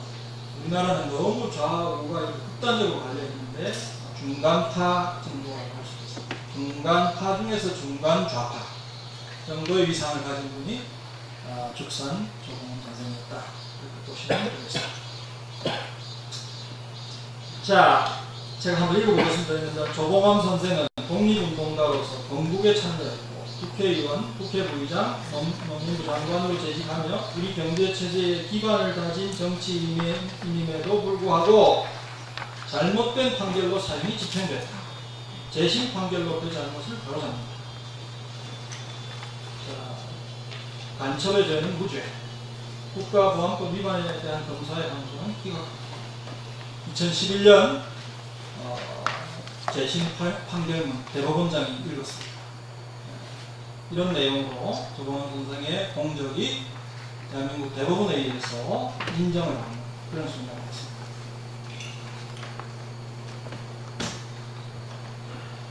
이거 몇 시까지요? 10시 반이요? 이제 조봉암 선생이 초대 농림부 장관으로서 농지개혁법 초안을 만드는데요. 그 과정 다시 복잡한 이야기가 많지만 다 생략하고요. 하여간 한국에서 농지개혁이 일어납니다. 그래서 식민지를 지배했던 지주제가 해체돼 버리고요. 농업 부분에서는 적어도 평등집권 상태가 실현되고, 왜냐 농사짓는 농민들은 다 자기 땅을 갖게 됐어요. 이거 얼마나 놀라운 일입니까? 농민들이 다수를 차지하는 국가에서 그들이 다 땅을 가지게 됐어요. 비슷비슷한 규모의 땅을 갖게 됐어요. 1951년에 이런 땅이 우리 한국 농지 중에서 96%, 일본도 농지개혁을 했는데요. 일본보다 더 높은 비율을 보여줍니다. 지주한테서 땅을 뺐으니까 보상을 해줘야 되잖아요. 근데 보상하는 데 들어가는 비용이 별로 안 높았어요. 이것도 사연이 있습니다. 지주 보상에 들어간 사회적 비용이 그렇게 높지 않았다. 여러 가지 사정이 겹쳐서 조봉암 선생의 역할도 있었고 또 그 당시 사회경제적인 사정도 있었고 해서 별 보상을 하지 않고도 소작지를 몰수할 수 있었다. 그리고 비교적 단기간에 이 농지 몰수와 분배가 완료됐습니다. 이거는 이제 학계에서 본 적이 있습니다. 50년대 후반까지 갔다. 근데 최근의 실증 연구에 의하면 사실상 6.25 발발 전에 농지의 분배가 완료됐다고 합니다. 그러니까 6.25가 일어나기 한 석 달 전에 한국의 농민들은 자기 땅을 다 갖게 된 겁니다. 이 점이 굉장히 중요한 사실인데요. 북한이 내려오면서 그래 박헌영 같은 사람은 그런 거 아니에요. 내려가기만 해라. 일주일 안에 끝난다. 왜? 농민들이 열렬히 환영할 거다. 내려와 보니까 환영하는 농민이 없어요. 자기 땅을 지키려고 나서는 이상한 일이 벌어집니다. 6.25에서 우리가 적화가 되지 않은 이유를 물론 밖에서 유해물이 들어와서 도와준 것도 크지만 내부적으로는 우리 농민들이 공산주의를 원하지 않습니다. 그래서 일제시대 내내 대지주들이 지배하던 나라, 그 아래서 다수의 농민들이 아주 끔찍한 가난에 시달리던 나라가 갑자기 수많은 소농들이 존재하는, 퍼져 있는 그런 나라가 갑자기 바뀌었어요. 이런 일종의 혁명적인 변화가 우리나라에서 1950년에 일어났다.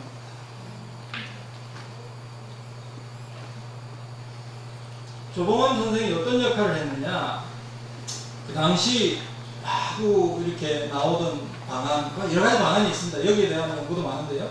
우선 급진적인 방안이 무상몰수, 무상군배, 북한이 했던 것 같아요.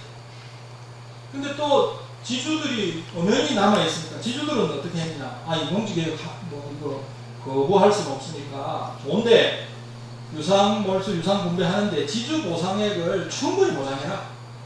지주한테 보상을 충분히 해라. 이렇게 이제 이런 방안이 있었어요. 근데 조봉암 선생은 무상몰수, 무상군배도 아니고 지주들이 주장하는 방안도 아닌 제3의 방안을 만들어서 발표해버립니다. 왜 발표했을까? 이거는 조봉암 선생의 정치력이었다 이렇게 보는데요. 당시 한국의 국회 상황이나 이런 사회 상황을 봤을 때 이걸 뭐 처음부터 토론을 해서 만들어 가지고는 절대로 못한다. 그래서 괜찮은 방안을 만들어 가지고는 국무회의에 올리기도 전에 초안을 전국 농업경제 과장들을 모아놓고는 발표해버립니다. 신문이 막 받았습니다. 이미 조봉암이 마련한 농지개혁안은 이런 거다라고 하는 걸 국민들이 다 알게 됩니다. 그러면 그게 뭐가 됩니까? 나중에 아무리 복잡한 얘기가 있어도 가이드라인이 돼요. 지주들은 보상을 많이 받으려고 뭐 얼마나 난리를 쳤는지 몰라요.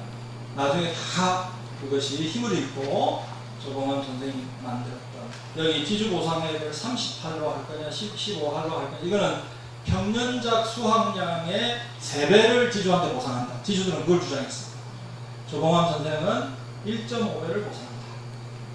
1.5배로 나중에 확정이 됩니다. 보상, 법정 보상액을 상당히 낮출 수 있을 거예요. 그 이후로도 여러 가지 사정이 일어나서 사실상 뭐 거의 보상받지 못한 상태로 끝나게 되는데, 그건 누가 뭐 법을 만들어서 그런 게 아니고 한국 전쟁이 일어나고 인플레이션이 일어나고 이래가지고 일어나는 거죠.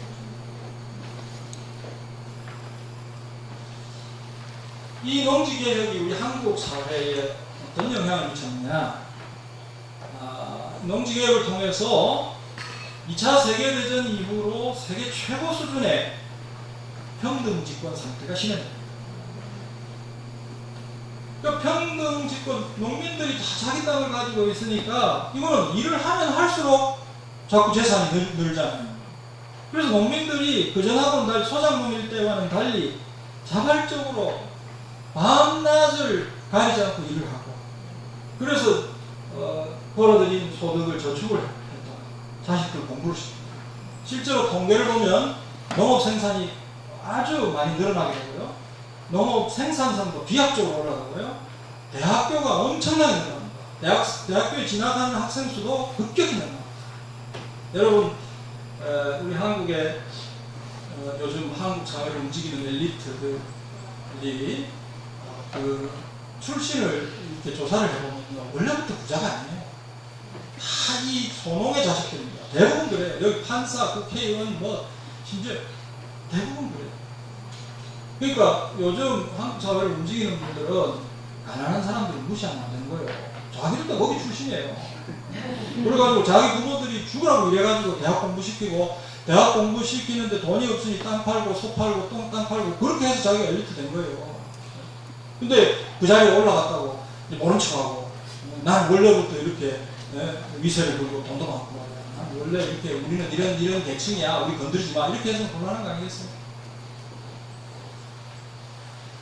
그리고 또 하나는 일제시대 때 우리 사회를 지배하던 지주층이 소멸됩니다. 이 지주층은 일제시대에는 아주 극심한 소작농 수탈을 해서 농가를 압박했을 뿐만 아니라 경제를 발전시키는 법과 제도를 만들려고 할 때는 방해를 합니다. 왜 방해를 하느냐? 특별히 나빠서 그런 게 아니고요. 자기의 기득권이 있잖아요. 어떤 법과 제도를 만들어 놓으면요, 그 법과 제도에 기초해서 이익을 누리는 사람이 생겨나고요. 그 이익이 오래가면 권리가 되고, 그걸 바꾸려고 하면 저항을 하게 돼 있어요. 그런데 농지개혁에 의해서 그런 기득권 세력이 없어진 겁니다. 그리고 한국의 경제 발전을 도모할 수 있는 법과 제도를 자유롭게 만들 수 있게 된 것이죠. 그럼 우리보다도 훨씬 유리한 조건을 가지고 있는 중남미 국가들, 동남아 국가들, 왜 우리보다 발전이 안 돼요? 뭐 여러 가지 이유가 있습니다만은 경제 발전에 유리한 법과 제도를 만드는 것을 방해하는 기득권 세력이 강고하게 남아 있습니다. 이게 이제 제가 잘 제시하는 증거인데요. 경제발전 초기에 토지 소유 평등 집권이 실현되는 것과 아닌 것과의 차이입니다. 여기 지금 뭐 수십 개의 나라가 나와 있습니다. 수십 개의 나라가 나와 있는데 저기 빨간색으로 동그라미 친 게 우리나라입니다. 오른쪽으로 갈수록 토지 소유가 평등한 위로 올라갈수록 1960년부터 2000년 사이에 경제 성장률이 높은 나라입니다. 그러니까 어떤 관계가 있느냐 하면 1960년 당시에 평등 집권에 가까운 나라일수록 그 이후 40년 동안의 장기 경제 성장률이 높았다는 겁니다. 거기 어떤 나라들? 대만 보십시오. 대만은 우리보다 더 훌륭한 농지개혁을 했습니다. 대만 있죠? 일본 있죠? 일본도 우리하고 유사한 농지개혁을 했습니다. 우리나라 있죠? 저 중국이 지금 왜 들어가 있는지 모르겠어요. 중국, 타일랜드. 아니, 진짜로 몰라요. 제가 강구를 안 했어요. 그 다음에 이 아래쪽에 보면 경제 성장률이 거의 제로에서 2% 사이에 있고요. 지금 이게 토지 소유의 그 평등도를 나타내는 진위 계수가 0.9입니다. 이건 엄청나게 불평등한 경우입니다.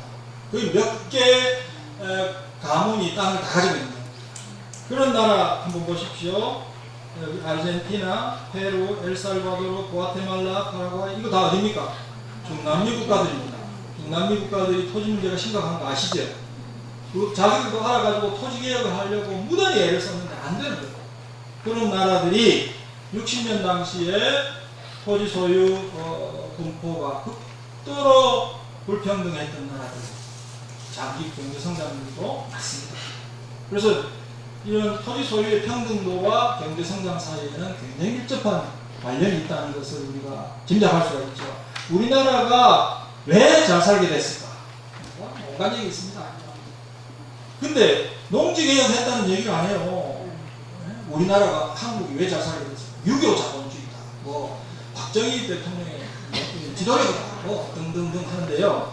다 좋아요. 다 좋은데 농지개혁의 효과는 어떤 역할을 했느냐면 경제성장을 할 수 있는 알로부터의 동력을 강력한 동력을 만드는 거예요.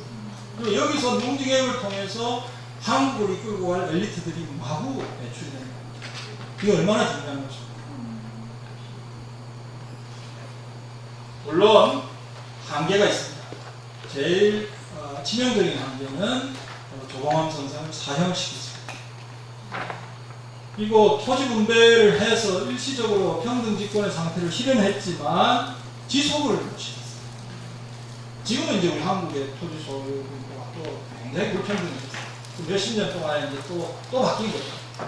근데 우리하고 대조적인 것이 대만입니다. 대만은 그래도 이 평등 집권 상태를 유지하기 위한 장치를 1950년대 초반부터 합니다. 이거는 왜 그러냐면 장개석이라는 사람이 손문의 후계자였고 손문의 사상에 민생 삼민주의 속에 헨리 조지 사상이 들어갔고 대만은 평균 집권이라는 용어를 헌법상에 기록해 놓고 있습니다. 한국 농지개혁의 또 다른 한계는요, 농지만 대상으로 했다. 나머지 도시토지나 임야나 초지나 이런 것들은 개혁 대상이 아니었어요. 도시화가 되고 사회가 바뀌면서 농지는 별로 의미가 없고 이런 것들이 의미를 갖게 됐잖아요. 그래서 여기서 다시 토지 문제, 부동산 문제가 심각해지는 그런 결과가 발생했습니다. 자, 조봉암 선생 이야기, 농지개혁 이야기 다 했습니다. 구약 성경을 한마디로 표현하라고 하면 미가서 6장 8절로 요약할 수 있다고들 얘기합니다. 그래서 미가서 6장 8절은 구약 성경의 황금률이라고 하죠. 공의를 행하고 인자를 사랑하며 겸손히 하나님과 동행하는 것. 하나님이 우리에게 요구하시는 것은 이 세 가지다. 근데 겸손히 하나님과 동행하는 데는 좀 관심이 있어 보이는데 앞에 두 가지, 특히 맨 앞에 나오는 것에 대해서는 그리스도인들이 전혀 관심이 없어요. 그러면서 이제 뭐 예수님을 따라가야 되니까 예수님이 언제 경제적인 운동했어? 예수님이 뭐 토지법 운동했나? 법률 바꾸려고 애를 썼나? 이럽니다. 누가복음 4장 18절 19절 예수님이 당신의 공생애를 시작하시면서 당신의 사명이 이 땅에 희년을 선포하는 것이고 지금 이루어졌다. 그렇게 말씀하셨습니다. 그 앞에 앉아있던 유대인들은 그게 무슨 뜻인지 잘 알았어요. 저 양반이 뭘 하려고 한다. 알았고. 그래도 그 이후에 예수님이 어디 경제적인 운동을 했냐. 맨날 다니면서 귀신이나 쫓아내고 아픈 사람 일으키고 누구나 했지. 사역에 예수님이 하신 것만 우리는 예수님을 따라가고 예수님이 하신 것만 한다면 우리도 똑같이 해야 되잖아요. 우리도 귀신 들린 사람 쫓아다녀야 되고 병든 사람 고쳐야 되고 어디 각 지역의 예배당에 들어가서 설교해야 되고 그래야 되잖아요. 그렇게 하는 분 있습니까? 예수님의 삶은 사역의 범위를 확정 지으신 것이 아니고 당시 그분이 문제를 해결하는 방식을 보여주신 것이다. 저는 그렇게 생각해요. 그러니까 우리 보고 뭐라고 얘기하냐면 너희는 나보다 더 큰 일을 할 거다. 내가 안 했던 일도 너희에게 맡겨져 있다. 그런데 그 일을 할 때 멋대로 하지 말고 내가 했던 대로 나를 모범 삼아서 내가 했던 방식대로 해라. 그렇게 말씀하시는 거예요. 그래서 이 세상의 모든 문제를 영적인 방법으로 해결해야 하는데 현대의 교회들은 자기들이 생각하는 영적 문제만 세속적인 방법으로 해결해요. 예수님을 뒤집어 놨습니다. 모든 문제를 영적인 방법으로 성령을 의지해서 해결하라고 말씀하신 것을 영적인 문제만 그리고 세속적인 방법으로 해결하는 거예요. 저는 대단히 죄송합니다. 선한 의도도 있으리라고 봅니다. 기분 나빠도 할 수 없습니다. 교회 그래프 세워가지고 매주일 인원수 세는 거 하지 마십시오. 그래가지고 사람 모아가지고 어쩌려고.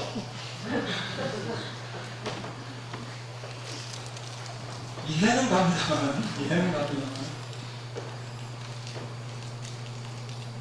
요즘 보니까요, 성경이 말하는 이 내용들을 팍 빼고 자기가 원하는 것만 취하게 되면 그 중에서 특히 공의는 얼마나 기분 나빠요. 딱딱하고 이거에 무관심하게 되면 교회가 부패하는 것 같아요. 공의에 무관심하게 되면 교회가 부패하는 것 같아요. 요즘 제가 좀 많이 우려하는 것이 기독교를 표방하면서 아주 극우적인 성향을 보이는 세력들입니다. 극우적인 성향. 공의에는 무관심해요. 세상에 관심이 없어요. 탐구를 안 해요. 몰라요. 근데 대단히 정치지향적이고 대단히 권력지향적이고 매우 위험합니다. 그런 분들을 치유할 수 있는 방법은 뭐냐? 이렇게 모아놓고 못 나가게 하고 탐구를 시키는 거예요.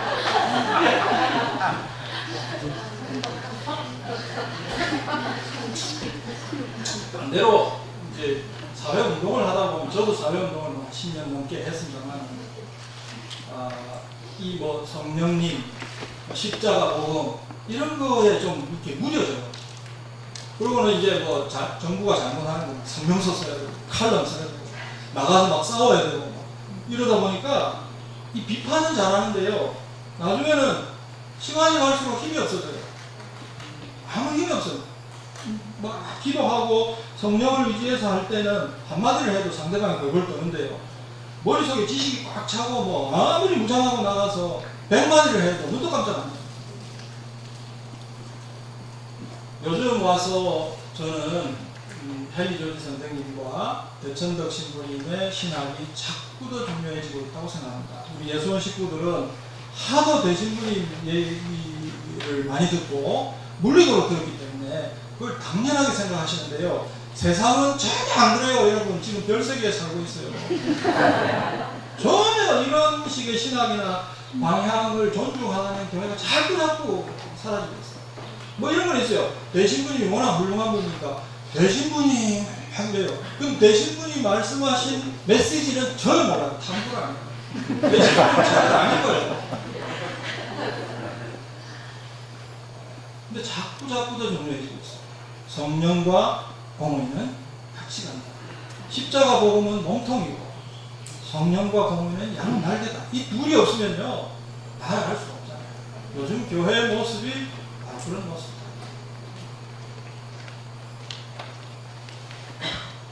예, 이거는 헨리 조지의 책에 나오는 이야기인데요. 무엇을 할 것이냐. 사회개혁은 고함과 고성으로 불평과 비난으로 달성되는 것이 아니다. 정당을 결성하고 혁명을 도모한다고 해서 되는 것도 아니다. 그것은 생각의 각성과 사상의 진보를 통해 달성된다. 올바른 생각이 없으면 올바른 행동이 나올 수 없고 올바른 생각이 있으면 반드시 올바른 행동이 나온다. 힘은 항상 대중의 손에 있다. 힘은 정치가의 손에 있지 않습니다. 힘은 항상 깨어있는 대중의 손에 있습니다. 대중을 억압하는 것은 그 자신의 무지와 근시안적 이기심이다. 국회의원들이 나와서 또는 각종 선거의 후보들이 나와서 자기 지역의 개발 공약 내놓는다고 찍어주면 안 돼요. 여러분. 뉴타운 만들어준다고 찍어주면 안 된다고요. 뉴타운 만들어준다고 몰표를 줘가지고 지금 서울이 어떻게 됐습니까? 쑥대밭이 되지 않습니다.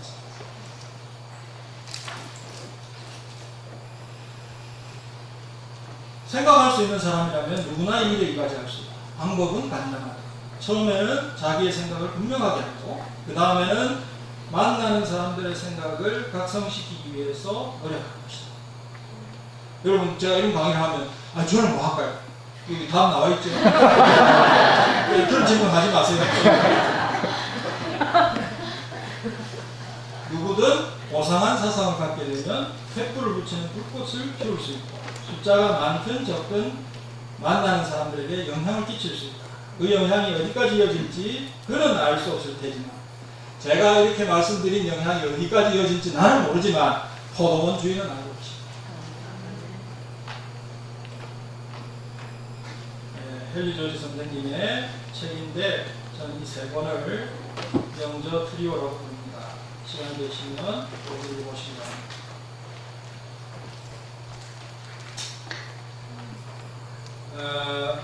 마지막으로 드리고 싶은 말씀은 바로 알고 기도하고 증거하고 기회가 주어지면 실행하는 것이 우리가 할 일이라고 생각합니다. 네, 제가 강의 마치겠습니다.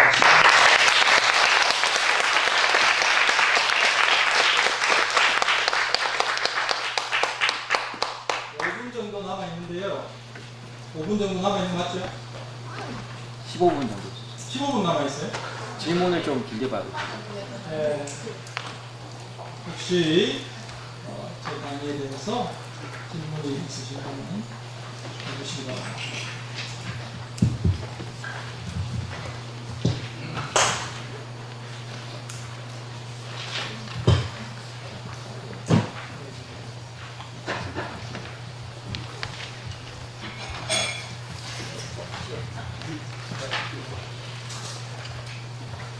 교수님 강의 너무 재밌게 잘 들었고요. 좀 궁금한 거는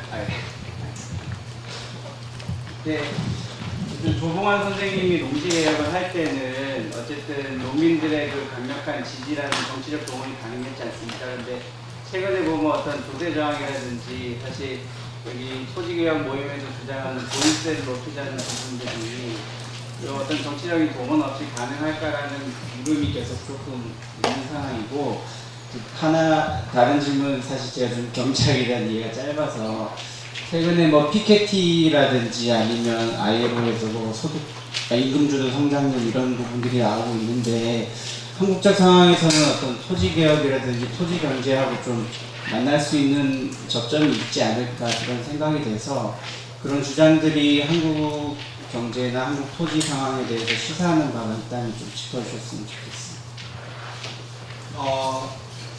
두 번째 질문부터 말씀드리면 원래 이 현대경제학은 분배 문제에 관심이 있습니다. 그리고 뭐 양극화니 뭐 이런 얘기를 하면 제대로 된 경제학자라고 치질 않습니다.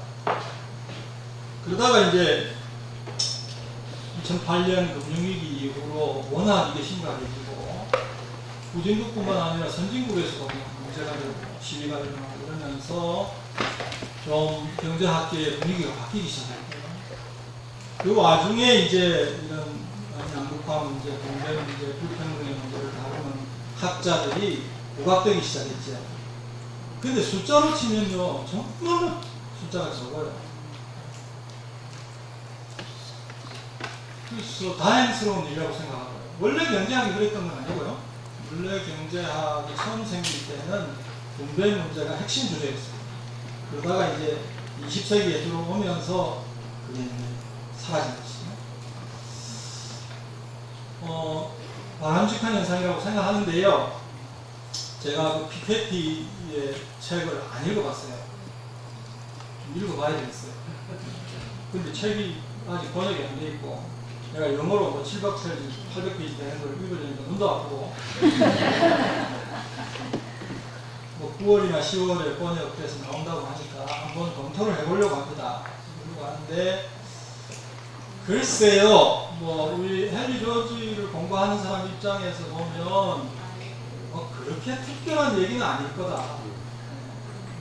우리로서는 매우 익숙한 그런 명제를 방대한 통계나 원리를 가지고 지금 이야기하는 거 아닐까 이런 짐작을 합니다. 일단 검토해보고 해야 될 일이고, 사실 양극화 문제에서 토지 부동산 문제는 굉장히 큰 비중을 차지합니다. 그 피케티나 또는 다른 사람들이 그 문제를 얼마나 특별하게 취급하는지 아마 안 그러는 것 같아요. 그거는 좀 한계일 수 있겠는데, 제가 읽어보지도 않고 이렇게 함부로 평가하는 그런 평가가 됐고, 그 정도 생각합니다. 그래서 역시 불평등의 문제 이런 거 얘기할 때는 헨리 조지를 따르는 사람들이 할 일이 많을 거다. 이거 짐작합니다. 그리고 첫 번째는 뭐였죠?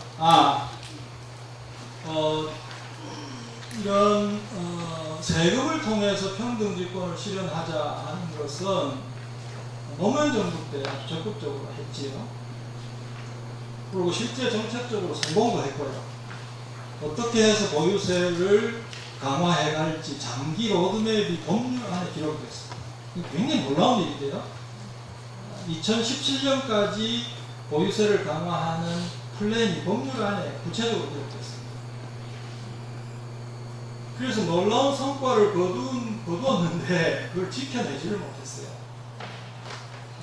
못한 게 아니고 했는데 지켜내지를 못했다. 여러 가지 이유가 있겠습니다만은 결국은 그 당시 노무현 정부가 정치에서 실패한 거 아니냐. 너무 인기를 잃어서 그냥 다른 것까지 다 그냥 싸잡아서 비난을 받고 이런 생각을 하고요. 그러니까 그거는 실패의 역사라기보다는 성공했던 역사다. 저는 그렇게 생각합니다. 앞으로 또 그런 기회가 올 거냐? 저는 2002년부터 2008년 사이에 그 일이 벌어지는 거를 사회운동을 하면서 아주 가깝게 지켜봤고, 이런저런 경로로 간접적으로 개입하기도 하고 했는데요. 그때 몰랐어요. 그 일이 얼마나 그러니까 제가 공부하는 분야에 있어서 영광스러운 일이었는데, 와, 이게 내 눈앞에서 이게 지금 되는구나 하는 걸 몰랐어요. 당연하다고 생각했어요. 지내놓고 보니까 아유야, 내 평생에 그런 순간이 또 올까. 이제 주변에 계신데 죄송한데 자꾸 이제 나이를 먹으니까 또 오겠어? 그냥 연구나 하고 정리나 해두고 있다가 나중에 어느 순간에 때가 돼서 우리 후배들이 하려고 할 때 참고 자료나 남겨두면 되지, 뭐 이런 정도의 좀 소극적인 생각을 하고 있습니다만, 근데 뭐 조금 생각을 해보면 뭐 기회는 있을 것 같아요. 예컨대 뭐 통일이 된다든지 이럴 때는 이거는 뭐 그때는 엄청난 토지 문제가 이슈로 부각이 될 거니까 그럴 때는 뭐 다시 꿈 같은 일이 우리 눈앞에 벌어질 수도 있겠지요. 또는 뭐 정말 이성계 같은 출중한 지도자가 등장해서 우리나라의 토지제도나 경제제도를 정말 발전하고 싶다. 당신들이 이거 한번 해봐라 하고 맡기는 때가 오면 될지도 모르겠습니다. 뭐 그렇습니다. 예. 토지뿐이 아니라 지금 현재 경제 구조가 대기업 체제로 돼 있잖아요. 그래서 좀 불안한 감이 있는데 어떻게 보세요? 저도 똑같은 느낌입니다. 이 재벌 문제에 대해서는 저는 전문가는 아니고요. 재벌 문제는 뭐 많은 분들이 이렇게 연구를 하고 있고 거기에 성과가 나오고 있다고 생각하는데, 근데 이제 그분들이 말 안 하는 것이 그런 재벌의 부동산 소유 문제, 토지 소유 문제, 이거는 지금 전혀 이거는 아무도 모릅니다. 그리고 한번 강원도 어딘가 콘도에 갔는데 어느 그룹이라고 제가 말씀은 안 드렸어요. 골프장 그 콘도들인데 이렇게 버스를 타고 들어갔는데요, 한 10분을 가도 그 그룹 거예요. 차를 넘고 또 넘고. 이야, 무슨 깜짝 놀랐어요. 그런 게 전국에 아닐 겁니다. 근데 이런 문제 굉장히 심각한 문제인데 아무도 그 문제를 다루지 않고 있습니다. 예. 예, 진짜 젊은 세대들은 이제 특히 결혼 앞두고 내 집 마련에 대한 생각들을 많이 할 텐데, 사실 저도 이제 뭐 결혼이나 이제 내 집 마련에 대한 꿈을 좀 약간 접어가고 있는 상황이죠. 근데 지금 이제 역대 부동산 정책이라는 게 지금 누군가 그 높은 집값들 이제 젊은 사람들이 대출을 내서 사는 식으로 이렇게 떠받치지 않으면은 지속될 수 없는 구조였다고 생각을 하는데, 지금 젊은 사람들은 그것을 감내하고 들어갈 만한 사실 수요가 별로 없는 것 같아요. 제 주변을 봐서 정말 소수이거나 아니면은 20년, 30년을 정말 한 직장에서 안정된 직장을 가진 사람, 이제 그것을 감내하고 들어갈 만한 이제 준비가 된 사람 외에는 많이 없는 것 같은데, 어저께 그 남기혁 소장님께서 그 보유세를 이제 올려나가는 우리가 정책들을 실행할 때 지금 이미 이제 대출을 내서 아니면 토지를 이제 자산 뭐 투자하듯이 들어간 이제 수요가 워낙 많아서 그 사람들의 이제 받게 될 충격들, 그리고 하우스 투어 얘기도 잠시 해주시면서 어떤 고난의 행군이라고 하셨나요? 이제 그런 사람들이 받게 될 충격들은 이제 감내할 수밖에 없는 것 아닌가 이런 얘기를 잠시 해주셨는데, 좀 충격을 최소화하면서 어떤 부동산 가격들을 좀 안정화시키는 방안들에 대해서 좀 말씀해 주시고, 역대 부동산 정책에 대해서 좀 평가를 한번 해주시면 감사합니다. 우리나라에서 부동산이 차지하고 있는 위치가 워낙 특별하기 때문에 어느 정부라도 부동산 문제에 마음이 끌리지 않을 수 없습니다. 특히 경제가 침체할 때는 이 경제를 부양을 시켜야 되거든요. 근데 우리나라 경제 구조에서는 부동산을 통해서 부양하는 게 가장 확실한 방법입니다. 부동산 분야, 건설 분야의 비중이 워낙 크기 때문에. 그래서 역대 정부 가운데 경기 침체 시에 부동산 경기 부양을 통해서 경기 부양을 안 했던 정부가 두 정부가 있습니다. 다 했어요, 다 했어요. 그 두 정부가 어디냐? 여러분 별로 안 좋아하는 김영삼 정부. 김영삼 정부가, 김영삼 정부 때, 김영삼 정부는 IMF 그걸 받아가지고 완전히 엉망진창이 됐습니다만 잘한 것도 많아요. 90년대 내내 이제 주택 가격이 안정됐고, 그래서 부양책을 안 썼습니다. 그 다음 또 한 정부가 노무현 정부, 부양책을 안 썼습니다. 나머지 정부들은 다 그렇게 부양책을 썼고, 대개는 성공했어요.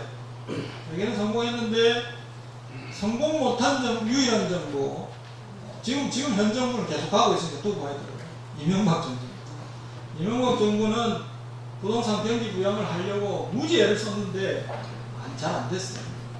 그래서 이제는 우리나라 부동산 시장이 그렇게 정부 정책에 의해서 마음대로 왔다 갔다 할 수 있는 범위를 좀 넘어서고 있구나. 특히 이제 아까 말씀하신 가계부채 문제나 이런 것 때문에 정부 마음대로 잘 안 되는 거예요. 지금 정부도 지금은 이제 최경환 장관이 들어오면서 그냥 전면적인 부동산 경기 부양을 하겠다. 이명박 정부가 워낙 규제를 다 풀어가지고 남아있는 게 없어요. 남아있는 게 없는데 강력한 거 하나가 남아있습니다. 이게 바로 금융 규제입니다. LTV, DTI 규제라는 그건 매우 강력합니다. 그거를 이제 다 풀겠다고 하거든요. 그렇게 되면 아마 부양이 될 수도 있을 것 같습니다. 그렇게 부양이 되면 이제 경제성장률이 올라가거든요. 그리고 이제 임기 말까지 경제성장률이 올라가면 국민들 박수치고 그리고 싹 물러가면 된다 이런 생각을 하겠지. 근데 그 다음 정부가 이제 만약에 투기가 일어나게 된다면 그 문제를 해결하고 또 고생해야 됩니다. 그리고 젊은이들이 자기 집을 마련하는 문제는 사실은 그거는 이제 그런 거는 정부가 해야 될 일이에요. 지금 정부가 그거 좀 했어요. 행복주택이라고 해서 뭐 신혼부부 뭡니까 대학생들에게 소형 공공임대주택 공급하는 정책을 하는데요. 뭐 아주 부족하고 그래서 좀 정부 재원을 그쪽으로 많이 옮겨가지고 그런 공공임대주택을 수요 맞춤형으로 대량으로 공급해야 됩니다. 그래서 경제력이 없는 사람들이 주거 문제에 대해서 심각한 고통을 겪지 않도록 그렇게 만들어줘야 되죠. 그래야 이제 소득 가운데 상당히 소비로 돌아가는 부분이 늘어나고 말씀하신 뭐 임금 주도 성장, 소득 주도 성장 이런 것도 또 탄력을 받을 거고 이런 거예요. 그런데 진정으로 관심을 쓰는 그런 정부가 혹은 그런 정치인들이 많이 나올 수 있도록 이렇게 국민들이 힘은 대중의 손에 있다고 했잖아요. 국민들이 압력을 가해야지. 그런데 국민들의 마음속에 두 가지가 있잖아요. 그런 순수한 마음이 있는가 하면 또 하나는 어떻게 해서든 나도 저 대열에 합류해서 좀 해보고 젊은이들 얘기했는데 젊은이들이 뭐 그렇게 순수하지 않아요. 예전에 몇 년 전에 2000년대 그 투기 열풍이 불 때요. 젊은 직장인들 밥 먹고 나면 전부 대화의 99.9%가 부동산 얘기입니다. 대출 받아서 샀는데 얼마가 됐고 나는 못했는데 아이고 부럽다 어쩌고 저쩌고 전부 그랬어요. 젊은이들도 이기적입니다. 그러니까 그런 면에서는 일단 1차적으로 정부의 법과 제도와 정책이 바로 잡혀야 되고 국민들이 탐구해서 제대로 된 생각을 하고 있고 올바른 정치적 방법을 가야 된다. 그렇습니다. 네, 저기 토지 문제가 나와서 엉뚱한 질문이 될 수도 있는데 그 농업에 대해서 한번 질문하고 싶은데요.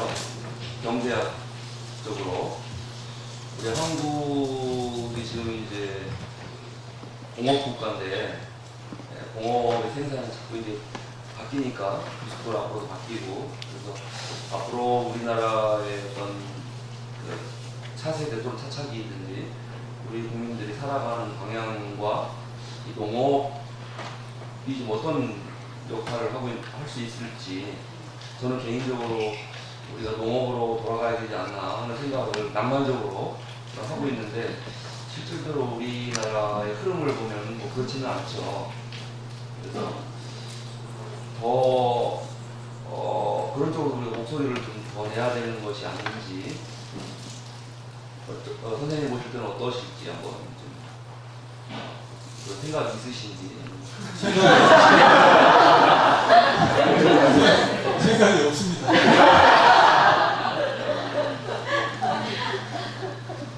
좀 우리 그리스도인들이 세상에 관심을 가지고 그렇게 농업 문제도 탐구하고 대안을 뭐 토지 문제만이 아니고요. 그런 그룹이나 그런 분들이 많이 생겼으면 좋겠어요. 안 하고 있으면 세상 사람들이 다 하거든요. 지금 보세요. 얼마나 활발한지 모르겠어요. 예.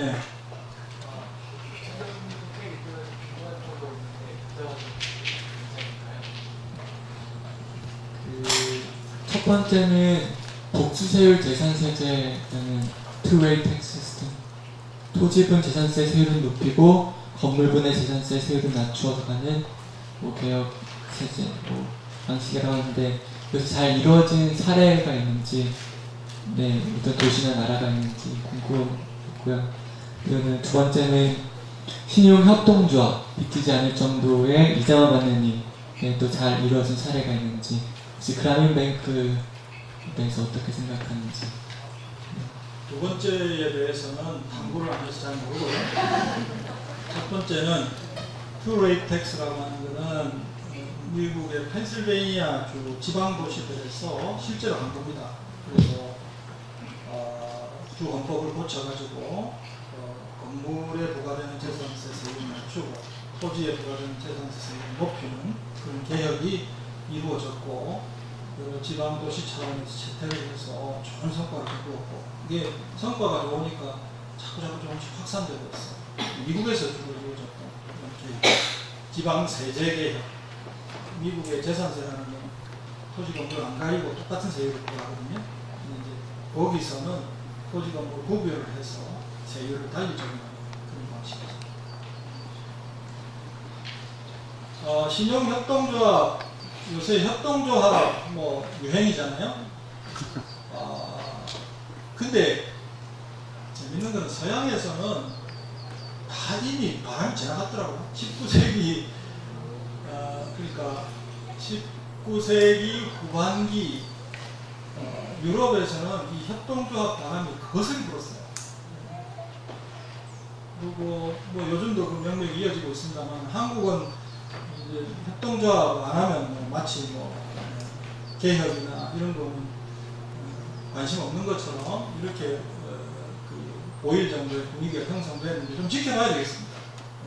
저는 뭐 내용은 잘 모르겠습니다만은 협동조합이 그야말로 그렇게 강력한 대안이 될 수 있을지 없을지 좀 지켜보고, 또 혹시 기회가 되면 저도 좀 공부를 해야 되는 부분인 것 같습니다.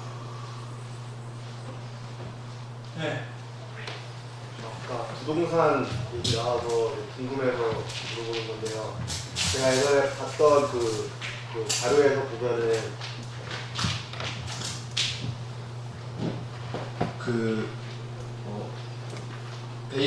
어떤 나라의 베이비붐 세대가 은퇴할 시점에 그 나라 부동산 버블이 무너진다라는 얘기를 봤어요. 그게 이제 베이비붐 세대가 아무래도 세대별 인구가 많으니까는 그 세대가 이제 성장과 함께 집을 사고 그 집을 계속 사니까는 인구가 많으니까는 이제 집값이 높아져서 또 정부에서는 또 이제 적극적으로 경기 부양을 하고, 그러다가 이제 집을 살 세대가 줄어들고 또 그만큼 성장의 혜택 못 누리고 집값도 많이 올라 있던 상태가 만나면은 그때 이제 버블이 무너져서 일본 같은 경우는 20년 침체가 시작하고 미국 같은 경우는 서프라임 모기지가 그렇게 발생했다고 봤는데, 그게 제가 그때 봤던 그 기사에서는 우리나라가 2013년 정도에 된다라고 봤어요. 2011년 기사였나 그런데 아직까지 뭐 그렇게 버블이 무너졌다라고는 보지 않고 있잖아요. 그게 거기에서 어떻게 생각하시는지 궁금합니다. 그런 전에는 부동산 시장이 실수요에 따라서만 움직인다는 생각에 기초하고 있습니다. 물론 실수요라고 하는 것은 그게 움직여서 투기 수요에 영향을 주기 때문에 중요한 것이긴 하지만, 그게 사태의 모든 부분을 설명할 수는 없어요.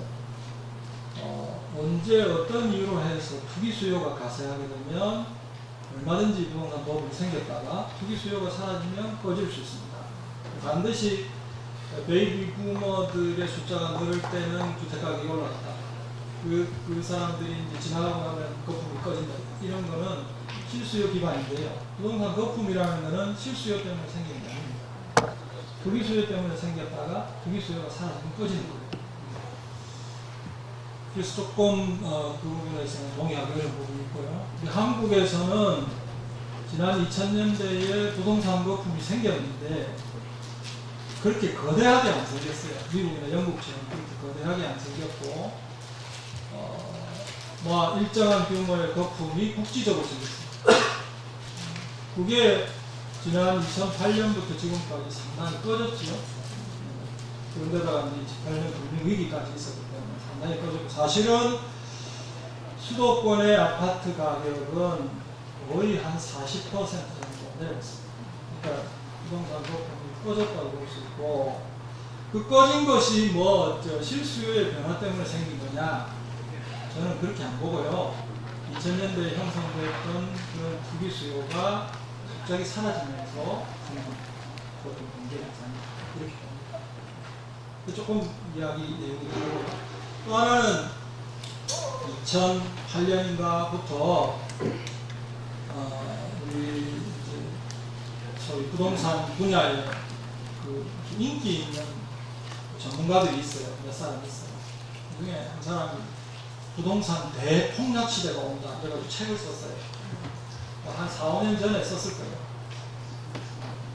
근데 지금 대폭락이 되는지 안 되는지 모르겠는데 대폭락 시대가 온다 그러면 10년 기다리고 20년 기다리면 올 가능성이 있죠. 근데 그런 예언은 예언이 아니에요. 그런 걸 하면 안 되는 거예요. 근데 그렇게 조금 선동적인 그런 예언이 나오기도 했고 한데 제가 보기에는 정확하게로는 일부 형성되었던 부동산 거품이 거쳤다. 그게 정확한 겁니다. 뭐 앞으로 계속 폭락할 거는 알 수 없다. 근데 그렇게 가지는 않을 것 같다. 이 정도 예상을 하고 있습니다. 끝낼까요? 끝내랍니다. 마치겠습니다.